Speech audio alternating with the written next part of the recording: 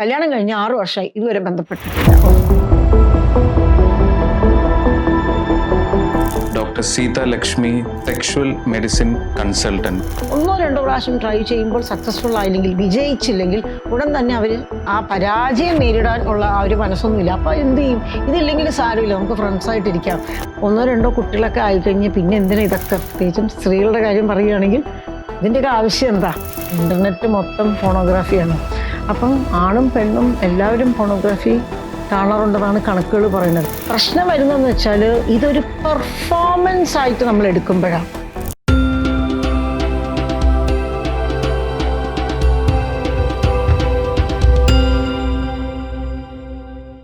Hello and welcome to MedVentures. ഇന്നത്തെ നമ്മുടെ guest ഒരു ഗൈനക്കോളജിസ്റ്റ് ആണ്, but currently she is specializing into a very special field called sexual medicine. So I welcome Dr. Sita Lakshmi to Med Ventures, who is basically a sexual medicine consultant. So madam, welcome to Med Ventures. Thank you doctor Vivek. അപ്പോൾ madam, ഈ sexual medicine എന്ന് പറഞ്ഞ topic ഞാൻ എൻ്റെ കുറച്ച് ഫ്രണ്ട്സിൻ്റെ അടുത്ത് ഇന്ന് പറഞ്ഞു. ഇന്ന് പോഡ്കാസ്റ്റ് സെക്ഷുവൽ മെഡിസിൻ്റെ പറ്റിയാണ്. അപ്പൊ എല്ലാവരുടെയും ഫസ്റ്റ് വന്ന ഡൗട്ട് സെക്ഷുവൽ മെഡിസിൻ അല്ലെങ്കിൽ സെക്ഷുവൽ പെർഫോമൻസ് അത് ഇംപ്രൂവ് ചെയ്യാനുള്ള ഒരു സബ്ജക്റ്റ് ആണെന്നാണ് എല്ലാവരുടെയും വിചാരം. അതായത് അത് ഇംപ്രൂവ് ചെയ്യാനുള്ള എന്തെങ്കിലും മെഡിസിൻസ് ഒക്കെ കൊടുക്കുകയാണ്. അപ്പൊ ആക്ച്വലി എന്താണ് സെക്ഷുവൽ മെഡിസിൻ എന്ന് പറഞ്ഞൊരു സബ്ജക്ട്? ആക്ച്വലി സെക്ഷുവൽ മെഡിസിൻ എന്ന് പറയുന്നതിനെക്കാട്ടിലും നല്ലത് സെക്ഷുവൽ ഹെൽത്ത് ഇംപ്രൂവ് ചെയ്യാനുള്ള കാര്യങ്ങളാണ് നമ്മൾ ചെയ്യുന്നത്. അപ്പൊ സെക്ഷുവൽ ഹെൽത്ത് ഇംപ്രൂവ് ചെയ്യാൻ നമ്മൾ മരുന്നുകൾ കൊടുത്താൽ മാത്രം പോരാ. മരുന്നുകൾ സത്യം പറഞ്ഞാൽ അതിലൊരു 20% അല്ലെങ്കിൽ ഒരു 30% മാത്രമേ ഉള്ളൂ അതിന് മരുന്നുകൾക്ക് പ്രസക്തി ഉള്ളത്. ബാക്കിയെല്ലാം ആ ഒരു ഇമോഷണൽ കണക്ഷൻ, എങ്ങനെയാണ് ആ ബാക്കി കാര്യങ്ങൾ, ആ ഒരു പാർട്ട്നേഴ്സ് തമ്മിലുള്ള ആ ഒരു ബോണ്ടിങ്, അതൊക്കെയാണ്. അപ്പം ബോണ്ടിങ് കൂടുമ്പം നമ്മുടെ സെക്ഷുവൽ ഹെൽത്ത് കുറച്ചുകൂടി ഇമ്പ്രൂവ് ആകും. സെക്ഷുവൽ ഹെൽത്ത് ഇമ്പ്രൂവ് ആകുമ്പോൾ ബോണ്ടിങ്ങും കൂടും. അപ്പം ഒരു സെക്ഷുവൽ ഹെൽത്ത് കൺസൾട്ടന്റ് എന്ന രീതിയിൽ നമ്മുടെ ഉത്തരവാദിത്വം എന്ന് പറയുന്നത് ജസ്റ്റ് അവർക്ക് എന്തെങ്കിലും ഒരു പ്രശ്നം, ഒരു എറക്ടൈൽ ഡിസ്ഫങ്ഷൻ അല്ലെങ്കിൽ ഒരു വജാനിസ്മസ് എന്തെങ്കിലുമൊക്കെ ഉണ്ടെങ്കിൽ അത് നമ്മൾ ഡയഗ്നോസ് ചെയ്ത് അതിനെന്തെങ്കിലും ഒരു മരുന്ന് എഴുതിക്കോ, അതല്ല ആവശ്യമുണ്ടെങ്കിൽ എന്തെങ്കിലുമൊക്കെ സർജിക്കൽ പ്രൊസീജിയേഴ്സ് ചെയ്യുകയോ എന്ന് മാത്രമല്ല. അതല്ല നമ്മുടെ ജോലി. നമ്മളുടെ ജോലി അതിനും അപ്പുറം എത്രയോ ആണ്. കാരണം അവരുടെയൊക്കെ ഉള്ളിൽ ഒരുപാട് ടെൻഷൻസും വിഷമങ്ങളും ആത്മവിശ്വാസക്കുറവും ഒക്കെ ഉണ്ട്. അപ്പം the job of A sexual health consultant is much more beyond all these things. Basically madam focus ചെയ്യുന്നത് ഇവരുടെ ഒരു സൈക്കോളജിക്കൽ ആൻഡ് ഇമോഷണൽ വെൽബീയിങ്ങിലാണ്, ഒരു holistic approach. Because sexual intimacy എന്ന് പറയുന്നത് ഒറ്റയ്ക്കായിട്ട് നമുക്ക് വളർത്തിയെടുക്കാൻ പറ്റുന്ന ഒരു കാര്യമല്ല. അല്ലെങ്കിൽ നമ്മളുടെ റിലേഷൻഷിപ്പിന് പല ഡയമെൻഷൻസ്, പല തലങ്ങളുണ്ട് ഒരു കപ്പിളിന്റെ, അല്ലെ? അപ്പോൾ ആ പല തലങ്ങളിൽ, എല്ലാ തലങ്ങളല്ലെങ്കിലും ഒരുവിധപ്പെട്ട കുറെ ഇമ്പോർട്ടൻ്റ് ആയിട്ടുള്ള ഒരു തലങ്ങളിലെങ്കിലും ഇന്റിമസി ഉണ്ടെങ്കിൽ മാത്രമേ നമുക്ക് ഒരു പോസിറ്റീവായിട്ടുള്ളൊരു സെക്ഷുവൽ റിലേഷൻഷിപ്പും പോസിറ്റീവായിട്ടുള്ളൊരു സെക്ഷുവൽ ഹെൽത്തും ഡെവലപ്പ് ചെയ്ത് വളർത്താൻ പറ്റുള്ളൂ. ഇപ്പൊ മാഡം ബേസിക്കലി ഒരു ഗൈനക്കോളജിസ്റ്റ് ആയിട്ടാണ് തുടങ്ങിയത്. How did you find out ഇങ്ങനെ സെക്ഷുവൽ മെഡിസിൻ എന്ന് പറഞ്ഞ സബ്ജക്ട് ഉണ്ട്, ആൻഡ് മാഡം ഇപ്പോൾ ഒരു സക്സസ്ഫുൾ പ്രാക്ടീഷണർ ആണ്. എങ്ങനെയാണ് you got introduce to sexual medicine? അതാണ് വലിയ തമാശ. കാരണം ഇത് എൻ്റെ ഒരു ആഗ്രഹം പോലും അല്ലായിരുന്നു കേട്ടോ. ഇത് യാദൃശ്ചികമായിട്ട് എത്തിപ്പെട്ട ഒരു കാര്യം. എന്നാൽ ഇപ്പോൾ ഞാൻ മനസ്സിലാക്കുന്നു, ഇതാണ് എൻ്റെ ലൈഫ് പർപ്പസ്, ഇതാണ് എൻ്റെ നിയോഗം, ഇതാണ് ഞാൻ ചെയ്യേണ്ടത്, ഇതാണ് ലോകത്തിന് ആവശ്യം. അപ്പം ശരിക്കും പറഞ്ഞാൽ ഞാൻ യൂട്യൂബിൽ ടീച്ചിങ് ഇഷ്ടമുള്ളത് കാരണം ഒരു യൂട്യൂബ് ചാനലൊക്കെ തുടങ്ങി അതിലൂടെ ആളുകളെ പഠിപ്പിക്കാം എന്ന രീതിക്കാണ് ഞാൻ വീഡിയോസ് ഇട്ട് തുടങ്ങിയത്. അപ്പോൾ അതിൽ ഇങ്ങനെ പ്രത്യേകിച്ച് ഈ കോവിഡിന്റെ ഒക്കെ സമയത്ത് നമ്മൾ ഈ ഒരു മാസ്റ്റുർബേഷൻ, അതായത് സ്വയംഭോഗത്തിനെ കുറിച്ചിട്ടും അതേപോലെ ഈ ലൈംഗിക പ്രശ്നങ്ങൾ, പലതരത്തിലുള്ള ലൈംഗിക പ്രശ്നങ്ങൾ ആളുകൾ എന്തൊക്കെയാണ് നേരിടുന്നത്, ഇനി എന്തൊക്കെ ലൈംഗിക പ്രശ്നങ്ങൾ വരാം, അങ്ങനെ വന്നു കഴിഞ്ഞാൽ എന്തൊക്കെ ചെയ്യണം എന്നതിനെ കുറിച്ചെല്ലാം വീഡിയോസ് ഇട്ടപ്പോൾ പതുക്കെ ഓരോരുത്തരായിട്ട് കൺസൾട്ടേഷൻ എടുത്തു തുടങ്ങി. അങ്ങനെ കൺസൾട്ടേഷൻസ് എടുത്ത് അവർ വരുമ്പോൾ അവർക്ക് നമ്മൾ ട്രീറ്റ്മെന്റ് ചെയ്യണ്ടേ. ഈ ട്രീറ്റ്മെന്റ് ചെയ്യാൻ പല കാര്യങ്ങളും എനിക്ക് അറിയില്ലായിരുന്നു കേട്ടോ, സത്യമായിട്ടും. അപ്പൊ ഞാൻ ഇനിയിപ്പോ ആരോട് പോയി ചോദിക്കും? എനിക്കിപ്പോ ഇവിടെ ചോദിക്കാൻ ആരും ഇല്ല. പിന്നെ ഞാനിങ്ങനെ കുറെ വായിച്ചു, പഠിച്ചു, അങ്ങനെയാണ് പറഞ്ഞു വന്നത്. ഓക്കെ. ഇപ്പോ ഇത് ഒരു പ്രോപ്പർ സബ്ജക്റ്റ് ആണോ അതോ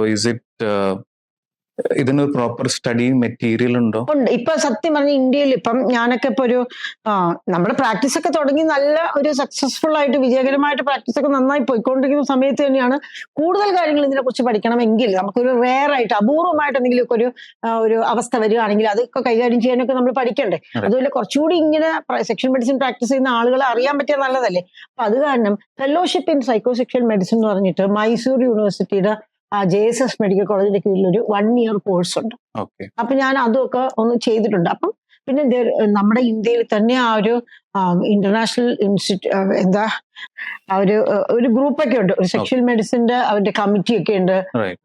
നമ്മുടെ സെപ്പി എന്ന് പറഞ്ഞിട്ടുള്ള ഒരു കമ്മിറ്റി ഉണ്ട്. അപ്പോൾ അങ്ങനെ ഈ സെപ്റ്റംബറിലാണ് 2 കോൺഫറൻസസ് ഉണ്ടായിരുന്നത്. ഒന്ന് നമ്മുടെ മോഡേൺ മെഡിസിന്റെ ആ ഒരു സെക്ഷൽ മെഡിസിൻ പ്രാക്ടീഷണേഴ്സിന്റെ അവരുടെ ഗ്രൂപ്പിന്റെയും ഒന്ന് വന്നിട്ട് ഈ സെപ്പി എന്ന് പറഞ്ഞ ഗ്രൂപ്പിന്റെയും. അപ്പം നമ്മുടെ കേരളത്തിൽ അധികം ആരും ഇല്ല, പ്രത്യേകിച്ചും സ്ത്രീകൾ ഈ മേഖലയിൽ കുറച്ച് കുറവാണ്. ഇപ്പോ ഒരു മെയിൽ ആൻഡ് ഒരു ഫീമെയിൽ ഇപ്പൊ ഞങ്ങൾ ക്ലാസിഫൈ ചെയ്യണ സെക്ഷുവൽ ഹെൽത്ത് പ്രോബ്ലംസ്, ഒരു ആണിന്റെയും പെണ്ണിന്റെ പ്രോബ്ലംസ് എന്തായിരിക്കും നോർമലി മാഡം കാണാം?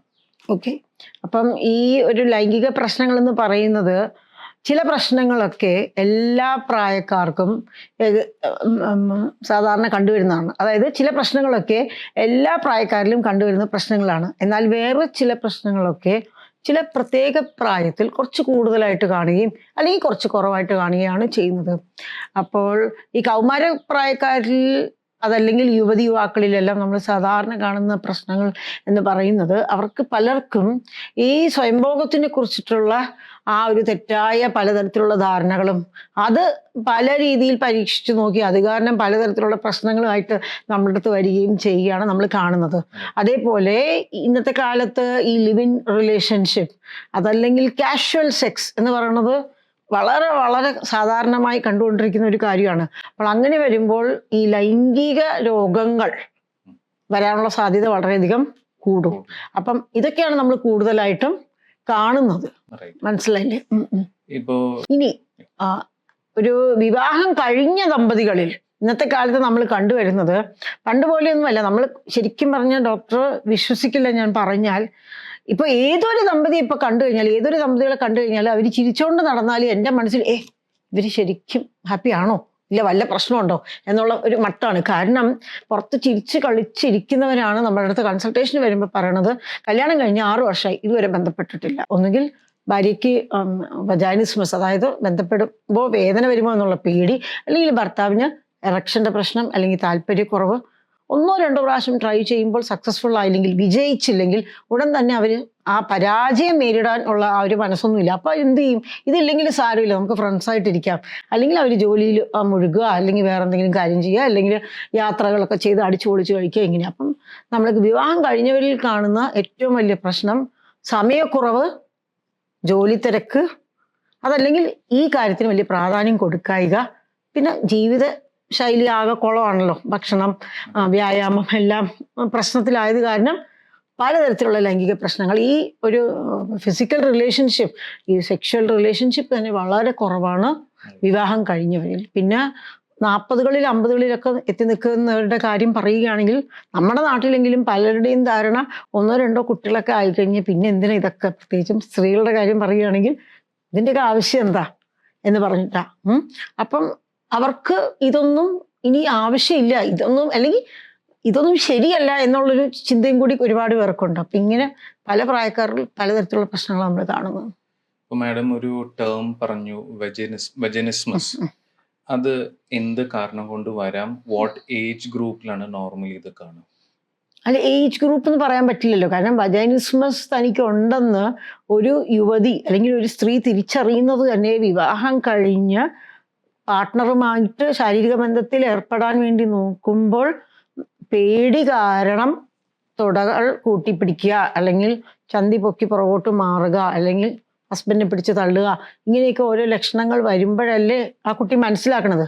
അപ്പൊ വിവാഹം കഴിഞ്ഞിട്ടേ ഇത് നമ്മൾക്ക് സാധാരണ രീതിയിൽ അറിയുള്ളൂ. ഇനി കാരണങ്ങളെ കുറിച്ച് പറയുകയാണെന്നുണ്ടെങ്കിൽ അത്ഭുതകരമായിട്ട് നമ്മൾ നോക്കുമ്പോൾ ഒരുപാട് കേസുകളിൽ കാരണമേ ഇല്ല. നമ്മൾ വിചാരിക്കും ചെറിയ പ്രായത്തിൽ ഈ ഒരു പെൺകുട്ടിക്ക് ഏതെങ്കിലും തരത്തിലുള്ള ആ ഒരു ലൈംഗിക പീഡനം അനുഭവിക്കേണ്ടി വന്നിട്ടുണ്ടെങ്കിൽ ഇങ്ങനെ വരാം, അല്ലെങ്കിൽ വേറെ എന്തെങ്കിലുമൊക്കെ ആ ഒരു ടെൻഷൻ, ഇത് വേറെ എന്തെങ്കിലുമൊക്കെ ഇങ്ങനെ ഒരു കാര്യമൊക്കെ കണ്ടിട്ട് പ്രശ്നം വരാം എന്നൊക്കെ നമ്മൾ വിചാരിക്കും. പക്ഷെ അങ്ങനെ ആ ഒരു കാരണം വജൈനിസ്മസ് വരുന്ന കേസുകൾ താരതമ്യേന കുറവാണെന്നാണ് എനിക്ക് തോന്നുന്നത്. അതല്ലാതെ തന്നെ മിക്കവർക്കും ഈ ഒരു ഫ്രണ്ട്സ് പറഞ്ഞ് പേടിപ്പിച്ചു എന്ന ഒരു കാരണം ആണ് പറയുന്നത്. പ്രത്യേകിച്ച് അങ്ങനെ ഒരു കാരണം പലരിലും കാണാറില്ല എന്നുള്ളതാണ് സത്യം. ഇപ്പൊ മാഡത്തിന്റെ പ്രാക്ടീസിൽ ഇപ്പൊ എത്ര പെർസെന്റേജ് ഓഫ് വിമൻ ഈ ഒരു വെജനിസ്മസ് സഫർ ചെയ്യുന്നു? എന്റെ പ്രാക്ടീസ് എന്ന് പറയുമ്പം ഇപ്പൊ മെയിനായിട്ടും ഈ ഒരു വജൈനിസ്മസും ഈ ഒരു എറക്ടൈൽ ഡിസ്ഫങ്ഷനും അത് കാരണം ഇതുവരെ ബന്ധപ്പെട്ടിട്ടില്ല എന്നുള്ളവരാണ് ഒരുപാട് കൂടുതൽ, ബഹുഭൂരിപക്ഷം.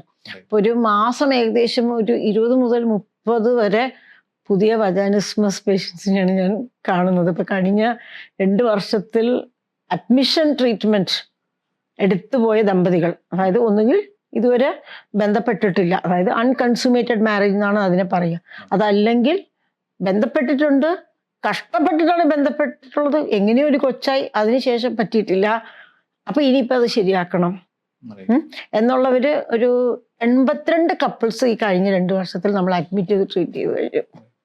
അപ്പോൾ ഇതിന്റെ ഇപ്പോ എല്ലാവർക്കും ഒരു confusion, as a new couple ആവണ മുമ്പ് ലവ് മാരേജ് ആണോ അറേഞ്ച് മാരേജ് ആണോ better? So do you feel ഈ അറേഞ്ച് മാരേജിൽ ഇങ്ങനത്തെ കണ്ടീഷൻസ് കൂടാൻ സാധ്യതയുണ്ടോ? സത്യം പറഞ്ഞാൽ ഞങ്ങള് ഇപ്പൊ സ്റ്റാറ്റിസ്റ്റിക്കൽ ഡാറ്റയൊക്കെ നമ്മൾ വെക്കുന്നുണ്ട്. കാരണം ഇനി മുന്നോട്ട് അങ്ങോട്ട് കുറച്ച് റിസർച്ചൊക്കെ ചെയ്യണമെന്ന് ആഗ്രഹമുണ്ട്. കാരണം ഇതിനെക്കുറിച്ചുള്ള ഡാറ്റ നമുക്ക് പബ്ലിഷ് ചെയ്താലല്ലേ പറ്റുള്ളൂ. അപ്പോൾ ഞാൻ നോക്കുമ്പോൾ നമ്മുടെ ഈ 82 കപ്പിൾസിൽ 53, അതായത് 53 കപ്പിൾസും ലവ് മാരേജ് ചെയ്തവരാ. അപ്പോൾ അതിൻ്റെ അർത്ഥം ലവ് മാരേജ് ചെയ്തവരിലാണ് കൂടുതൽ എന്നല്ല എന്നാണ് ഇപ്പോൾ ഞാൻ അനുമാനിക്കുന്നത്. കാരണം അറേഞ്ച് മാരേജ് ഒക്കെ ആകുമ്പോഴത്തേക്കും ചിലപ്പോൾ 1-2 വർഷം കഴിഞ്ഞിട്ട് ഇത് ശരിയായില്ല എന്നുണ്ടെങ്കിൽ ചിലപ്പോൾ അവർ പിരിഞ്ഞു പോകാനുള്ളൊരു സാധ്യതയായിരിക്കും ഉണ്ടാവുക. ലവ് മാരേജ് ആയത് കാരണം സാരമില്ല എന്നൊക്കെ പറഞ്ഞ് അഡ്ജസ്റ്റ് ചെയ്ത് അങ്ങനെ ഇരുന്നിട്ട് പിന്നെ ട്രീറ്റ്മെന്റ് വരുന്നതും ആകാം. പക്ഷേ ലവ് മാരേജ് ആണെങ്കിലും അറേഞ്ച് മാരേജ് ആണെങ്കിലും ഇത് വരാനുള്ള സാധ്യതയുണ്ട്. സോ ഇസ് ഇറ്റ് മെയിൻലി വുമണിനുള്ള ഒരു ഇൻബിൽറ്റ് ടെൻഷൻ ആണോ, സൊസൈറ്റി പ്രഷർ ആണോ? അല്ല, പല കാരണങ്ങളുണ്ട് കേട്ടോ. കാരണം നമ്മളിങ്ങനെ പല കാരണങ്ങൾ ഇങ്ങനെ ചോദിച്ചു വരുമ്പോൾ, ഫോർ എക്സാമ്പിൾ ഒരു പേഷ്യന്റ്, ഒരു പെൺകുട്ടി, ഒരു ഭാര്യയും ഭർത്താവും നമ്മളുടെ അടുത്ത് 3ാമത്തെ ബാച്ചിൽ വന്ന, ഇപ്പൊ നമുക്ക് 14ാമത്തെ ബാച്ചാണ് ഇപ്പൊ നടന്നുകൊണ്ടിരിക്കുന്നത്. 3ാമത്തെ ബാച്ചിൽ വന്ന ഒരു പെൺകുട്ടി, ഒരു മുസ്ലിം പെൺകുട്ടി കേട്ടോ. അപ്പൊ ആ പെൺകുട്ടി ഇവിടെ അഡ്മിഷൻ ആയതിനു ശേഷം സാധാരണ ബാക്കി എല്ലാവരും പോകുന്നത്ര സ്പീഡിൽ ഈ കുട്ടിക്ക് ആ ഒരു പ്രോഗ്രസ് വരുന്നില്ല കേട്ടോ. അപ്പോൾ നമ്മളിങ്ങനെ ചോദിച്ചു ഇനി വേറെ എന്താ പ്രശ്നം ചോദിച്ചു വരുമ്പോൾ ഞാൻ ആ കുട്ടിയോട് ചോദിച്ചു, മോളെ വീട്ടിൽ അച്ഛനും അമ്മയും എങ്ങനെയായിരുന്നു? വളരെ സ്ട്രിക്റ്റ് ആയിരുന്നു. അപ്പൊ അത് പറയുമ്പോൾ തന്നെ, അത് ചോദിക്കുമ്പോൾ തന്നെ കൊച്ചിന്റെ കണ്ണീന്ന് ഇങ്ങനെ കണ്ണുനീര് വരിക. അപ്പം എന്താ മോളെ എന്ന് ചോദിക്കുമ്പം അച്ഛൻ വന്ന് 1 മാർക്ക് കുറഞ്ഞാൽ അപ്പം ശിക്ഷിക്കുകയായിരുന്നു, വഴക്ക് പറഞ്ഞ് ആകെ എന്ന് പറഞ്ഞാൽ നാണം കെടുത്തുമായിരുന്നു. ആൾക്കാരൊക്കെ വരുമ്പോൾ അവരുടെ മുന്നിൽ വെച്ചും പ്രശ്നം പറയുമായിരുന്നു. ഇങ്ങനെ എപ്പോഴും അച്ഛൻ എന്ന് കേൾക്കുമ്പോൾ തന്നെ ഈ കൊച്ചിന് ഭയങ്കര ഒരു ദേഷ്യ. അപ്പൊ ഞാൻ പറഞ്ഞു, അച്ഛനെ കുറിച്ചൊന്ന് ആലോചിക്കൂ, ഇപ്പൊ ഇവിടെ ഇരുന്ന് അച്ഛനെ കുറിച്ച് ആലോചിക്കൂ, അച്ഛൻ മോളോട് എന്തെങ്കിലുമൊക്കെ മോശമായി പെരുമാറിയതൊന്ന് ആലോചിക്കൂ എന്ന് പറഞ്ഞു. അപ്പൊ ആ കുട്ടി കണ്ണടച്ചിരുന്ന് ഇങ്ങനെ ആലോചിച്ചു. അപ്പൊ ആലോചിക്കുമ്പം ഞാൻ ആ കുട്ടിയോട് പറഞ്ഞു, ഇപ്പൊ മോളുടെ ശരീരം എങ്ങനെയായിരിക്കണത്? അപ്പൊ ആ കൊച്ചിന്റെ മസിൽസ് ഒക്കെ ഇങ്ങനെ ടെൻഷനായിട്ടിരിക്കുക. അപ്പൊ നമുക്ക് ഈ കൈയൊക്കെ ഇങ്ങനെ പിടിച്ചിരിക്കുക. അപ്പൊ കൈയൊക്കെ ഇങ്ങനെ പിടിക്കുമ്പം ഡോക്ടർ വിവേക് ഒന്ന് കൈ ഇങ്ങനെ പിടിച്ച് കൈയൊക്കെ പിടിക്കുമ്പം നമ്മുടെ അവിടെ താഴത്തെ ആ മസിൽസ്, ആ മലദ്വാരത്തിന് ചുറ്റുമുള്ളതും ആ ഒരു മൂത്രനാളിക്കുള്ള ചുറ്റുമുള്ള മസിൽസ് എന്താ ചെയ്യണത്? കൺസ്ട്രക്ട്. അപ്പം ചെറിയ പ്രായം മുതൽ ഈ കുട്ടിയുടെ മസിൽസ് മിക്കപ്പോഴും ടൈറ്റൻഡായിട്ടിരിക്കുക, സ്പാസം. മനസ്സിലായില്ലേ? ഇതിന്റെ ഭർത്താവാണെങ്കിൽ അത്ര സപ്പോർട്ടീവായ ഹസ്ബൻഡ്. നമ്മൾ വിചാരിക്കും ഇത്രയും സപ്പോർട്ടീവായിട്ടുള്ള ഹസ്ബൻഡ് ഉള്ള ഒരു ഭാര്യയ്ക്ക് എന്തുകൊണ്ട് ഇങ്ങനെ വന്നു? കാരണം ഈ കുട്ടിക്ക് ചെറിയ പ്രായം മുതൽ 26 വയസ്സ് വരെ ഇങ്ങനെയാണ് ഇരിക്കണതേ. അതുമുതൽ ആ സമയം മുതൽ ഞാൻ എല്ലാവരോടും ഈ ഫാമിലി ഹിസ്റ്ററി, അതായത് അവരുടെ കുടുംബപരമായിട്ടുള്ള ആ പശ്ചാത്തലം ചോദിച്ച് നിങ്ങൾക്ക് എങ്ങനെയാണ് നിങ്ങളുടെ വീട്ടിൽ പേരന്റിങ് സ്റ്റൈൽ. ഒന്നുകിൽ വീട്ടിൽ ചിലപ്പോൾ കുഴപ്പമുണ്ടാവില്ല, പക്ഷെ സ്കൂളിൽ ടീച്ചർമാർ സ്ട്രിക്റ്റ് ആയിരിക്കും, അല്ലെങ്കിൽ ബ്രദേഴ്സും സിസ്റ്റേഴ്സും തമ്മിൽ പ്രശ്നമായിരിക്കും. എന്തെങ്കിലും കാരണം കൊണ്ട് നമ്മുടെ മനസ്സിൽ ഒരു റിസൻമെന്റ്, ഒരു നൈരാശ്യം, അല്ലെങ്കിൽ ഒരു ദേഷ്യം, ഒരു വെറുപ്പ്, ഇതൊക്കെ വരുമ്പം നമ്മുടെ അറിയാണ്ട് നമ്മൾ ഇങ്ങനെ അങ്ങോട്ട് ആയിപ്പോവും അല്ലേ. ഇതൊക്കെ ഒരു കാരണം. ഇനി ഒരു കാരണവും ഇല്ലാത്ത ഒരു 10-40% കേസുകളും ഉണ്ടെന്നുള്ളതാണ് ഇപ്പം നമ്മൾ കണക്കുകൾ സൂചിപ്പിക്കുന്നത് കേട്ടോ. മാഡം ലേഡീസിന്റെ പറ്റി കുറച്ച് അറിഞ്ഞു. എറക്ടൈൽ ഡിസ്ഫങ്ഷൻ എന്ന് പറഞ്ഞൊരു ടേം മാഡം നേരത്തെ പറഞ്ഞിട്ടുണ്ടായിരുന്നു. എക്സാക്ട്ലി എപ്പോഴാണ് ആണുങ്ങൾക്ക് ഇങ്ങനെ ഒരു ബുദ്ധിമുട്ട് ഫീൽ ചെയ്യുക? ഓക്കെ, എറക്ടൈൽ ഡിസ്ഫങ്ഷൻ എന്ന് പറയുമ്പോൾ നമ്മൾ മലയാളത്തിൽ പറയുകയാണെങ്കിൽ ഉദ്ധാരണ ശേഷിക്കുറവ്, അല്ലെങ്കിൽ വെറും ശേഷിക്കുറവ് ആണുങ്ങൾ പറയുന്നത്. അതായത് ലിംഗത്തിന് ഉദ്ധരിച്ച് നിൽക്കാനോ അല്ലെങ്കിൽ ഉദ്ധരിക്കാത്ത ഒന്ന്, അതായത് ലിംഗത്തിന് ഉദ്ധരിച്ച് പക്ഷെ നമുക്ക് ആ ഒരു പെനിട്രേഷൻ ചെയ്യുമ്പോൾ അതങ്ങ് താഴ്ന്നു പോകുന്ന അവസ്ഥയോ, അല്ലെങ്കിൽ ഉദ്ധരിക്കുകയോ ചെയ്യാത്ത ഒരു അവസ്ഥയാണ് നമ്മൾ ഈ എറക്ടൈൽ ഡിസ്ഫങ്ഷൻ എന്ന് പറയുന്നത്. ഇതിന് നമുക്ക് ഓർഗാനിക് കോസസ്, സൈക്കോജനിക് കോസസ് എന്നുണ്ട്. അപ്പോൾ ഈ ഓർഗാനിക് കോസസ്, സൈക്കോജനിക് കോസസ് എന്ന ആ ഒരു ഓർഗാനിക്, സൈക്കോജനിക് എന്ന വാക്കുകൾക്കൊന്നും നമുക്ക് മലയാളം ഒന്നും പറയാനില്ല. അതുകൊണ്ട് നമ്മളത് ഇംഗ്ലീഷിൽ തന്നെ പറഞ്ഞേ പറ്റുള്ളൂ. അപ്പോൾ ഈ ഓർഗാനിക് കോസസ് എന്ന് പറയുന്നത് എന്താ, നമ്മളുടെ ശരീരത്തിലുള്ള ഹോർമോൺസിൻ്റെ എന്തെങ്കിലും ഒരു പ്രശ്നങ്ങൾ, അതല്ല എന്നുണ്ടെങ്കിൽ നമുക്ക് അമിതമായ തടി ഉണ്ടെങ്കിൽ, അല്ലെങ്കിൽ കൊളസ്ട്രോൾ ഉണ്ടെങ്കിൽ, അല്ലെങ്കിൽ ഷുഗർ ഉണ്ടെങ്കിൽ, അല്ലെങ്കിൽ BP ഉണ്ടെങ്കിൽ, അല്ലെങ്കിൽ BPയുടെ മെഡിസിൻസ് ഉണ്ടെങ്കിൽ. ഇന്നത്തെ കാലത്ത് ഒരുപാട് പേർക്ക് ഡിപ്രഷൻ, ആങ്സൈറ്റി ഇതൊക്കെ ഉണ്ട് കേട്ടോ. അപ്പോൾ അതിനു വേണ്ടിയൊക്കെ മരുന്നുകൾ കഴിക്കുമ്പോൾ ആ മരുന്നുകൾ കാരണം ഇങ്ങനെ പ്രശ്നം വരാം. സ്മോക്കിംഗ്, ഡ്രിങ്കിങ്, ഇനി പറയാനില്ല, ഇനി പറയാൻ പോയാൽ എനിക്ക് തോന്നുന്നു 1 മണിക്കൂർ പറയാം ഈ ഓർഗാനിക് കോസസ്. അതുകൂടാതെ സൈക്കോജനിക് കോസസ്, അതായത് 1-2 പ്രാവശ്യം ഇത് ചെയ്യാൻ ശ്രമിക്കുമ്പോൾ ചെയ്യാൻ പറ്റാതെ താൻ പരാജയമാണ് കിടക്കറയിൽ എന്നൊരു തോന്നൽ വരുമ്പോൾ പിന്നീട് പാർട്ട്ണറിൻ്റെ അടുത്തേക്ക് ഈ ഒരു കാര്യത്തിന് വേണ്ടി പോകുവാൻ ഒരുപാട് പുരുഷന്മാർ മടിക്കും. അപ്പോൾ അതിന് വേണ്ടിയിട്ട് എന്ത് ചെയ്യും, എന്തെങ്കിലുമൊക്കെ എക്സ്ക്യൂസ് പറഞ്ഞ്, ഒന്നിൽ ജോലി തിരക്കാണ്, അല്ലെങ്കിൽ മറ്റേതാണ് മറിച്ചാണ് പറഞ്ഞ് അങ്ങനെ ഒഴിഞ്ഞു മാറി എപ്പോഴെങ്കിലുമൊക്കെ ഇത് ട്രൈ ചെയ്യാൻ പോകുമ്പോഴും ഈ ഒരു ചിന്ത, തനിക്ക് പറ്റുമോ എന്നുള്ള ഒരു ആങ്സൈറ്റി വരുമ്പോൾ നമ്മുടെ ശരീരത്തിൽ സിമ്പത്തറ്റിക് ഓവർ ആക്ടിവിറ്റി വരും. അപ്പോൾ ഈ സിമ്പത്തറ്റിക് ഓവർ ആക്ടിവിറ്റി വരുന്ന സമയത്ത് നമ്മളുടെ എറക്ഷൻ കുറയും.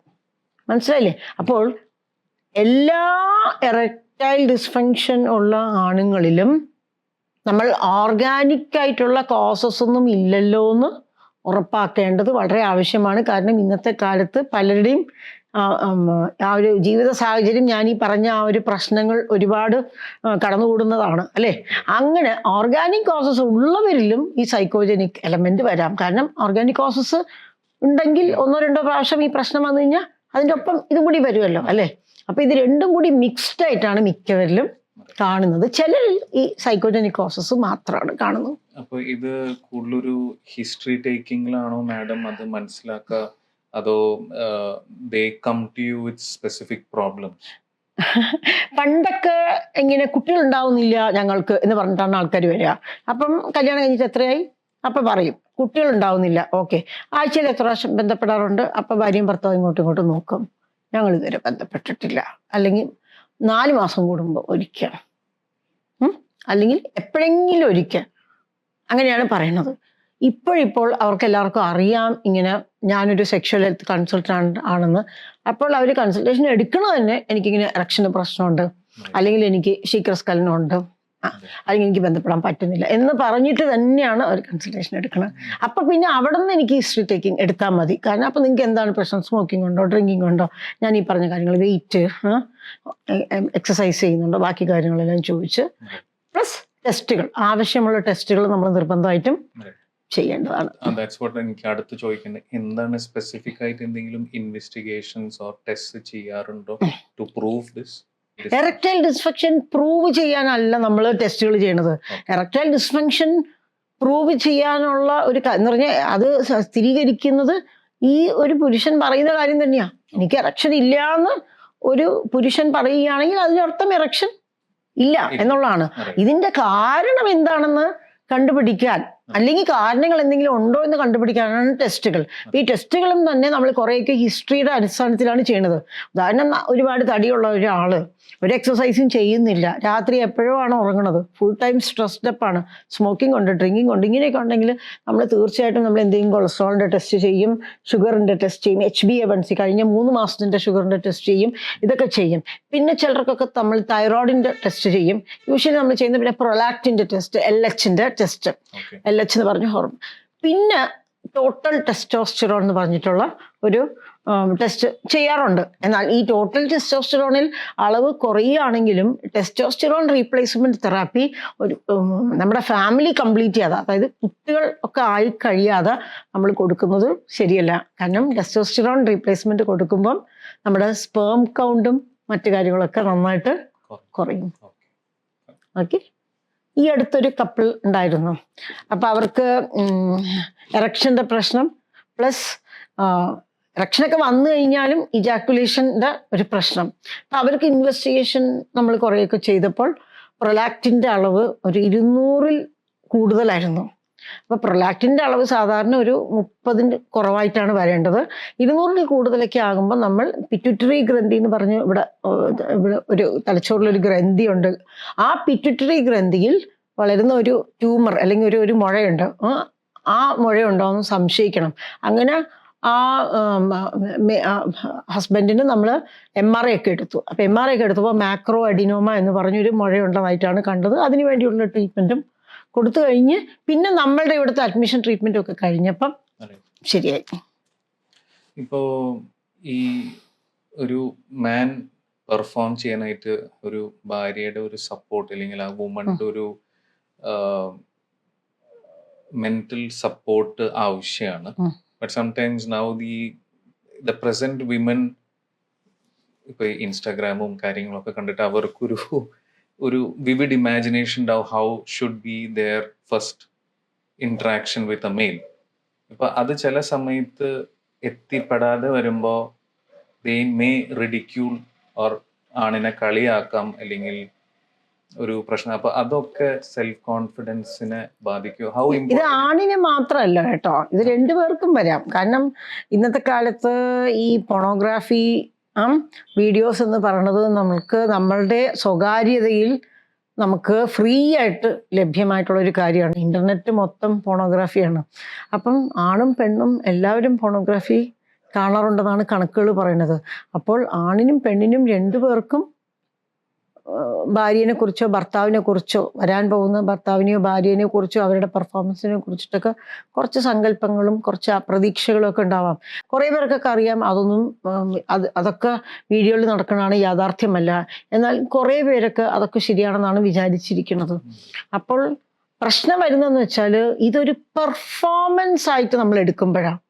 This is not performance. ഇത് ഇൻറ്റിമസി കൂട്ടുവാൻ വേണ്ടിയിട്ടുള്ള ആ ഒരു ഇടപെടലാണ്. മനസ്സിലായില്ലേ?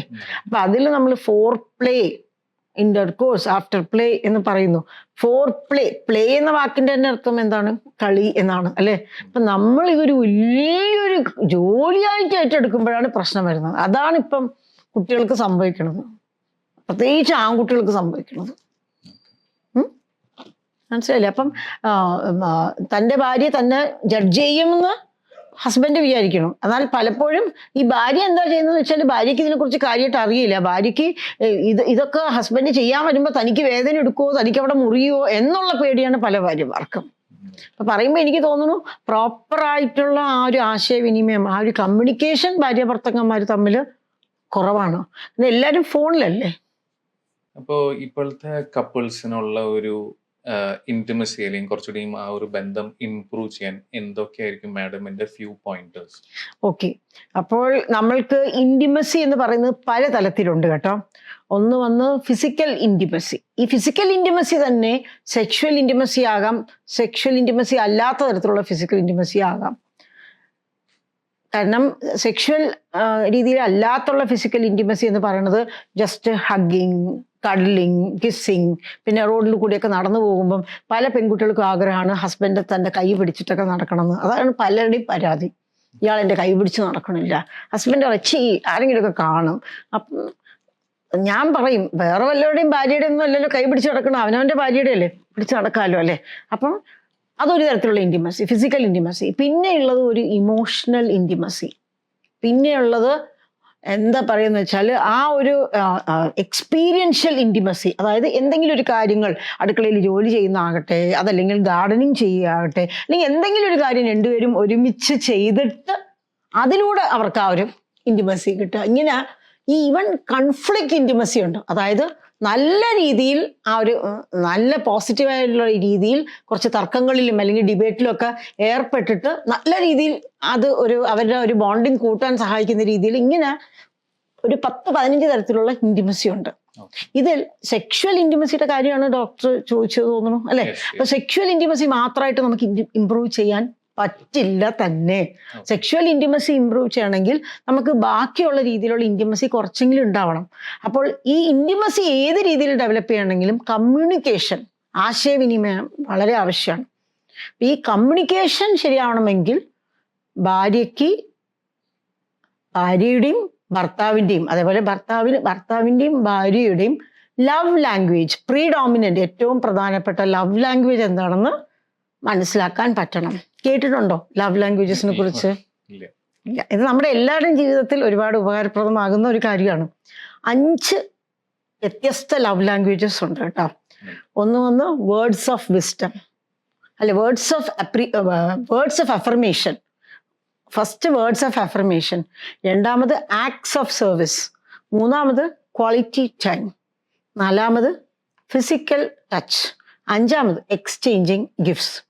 അപ്പോൾ ഞാനൊരു ഉദാഹരണം പറയാം മനസ്സിലാക്കാൻ വേണ്ടിയിട്ട്. ഇപ്പോൾ ഒരാൾക്ക് ഇപ്പോൾ ഒരു ഹസ്ബൻഡ് ഒരു എന്താ പറയുക, മേരിയും ജോസഫും ഉണ്ട്. മേരിക്കാണെങ്കിൽ ചോറുണ്ടാക്കിയാലും കറി ഉണ്ടാക്കിയാലും അല്ലെങ്കിൽ വേറെ എന്തെങ്കിലും ചെയ്താലും നല്ല ഡ്രസ്സ് ഇട്ടാലും എപ്പോഴും എല്ലാവരും പറയണം, ഓ നീ കൊള്ളാമല്ലോ, നന്നായിട്ടുണ്ടല്ലോ, ഇത് നല്ല രുചിയുണ്ട്, അല്ലെങ്കിൽ നിന്നെ കാണാൻ സുന്ദരിയാണ് എന്നൊക്കെ പറയണം. അപ്പം ജോസഫിനാണെങ്കിൽ ഒരു ദിവസം പറഞ്ഞു, 2 ദിവസം പറഞ്ഞു, 3-ാം ദിവസം എന്തിനാ പറയുന്നത് എല്ലാ ദിവസവും? ഇവിടെ സുന്ദരിയാണെന്ന് ഞാൻ പറഞ്ഞു കഴിഞ്ഞു, എന്തിനാ ഞാൻ പറയുന്നത്? ഇവിടെ ഉണ്ടാക്കുന്ന ഫുഡ് നല്ലതാണെന്ന് എല്ലാവർക്കും അറിയാം, എനിക്കും അറിയാം, എന്തിനാ എന്നും പറയണത്? ജോസഫ് ആണെങ്കിൽ ചിലപ്പോൾ ഭക്ഷണം കഴിച്ചു കഴിഞ്ഞ് ജസ്റ്റ് മേരിയുടെ തോളത്തൊന്ന് തട്ടിയിട്ടായിരിക്കും പോണത്. മേരിക്ക് ആവശ്യം എന്താ? Words of affirmation. അപ്പൊ മേരി പറയും, നിങ്ങൾക്ക് എന്നോട് സ്നേഹം ഇല്ല.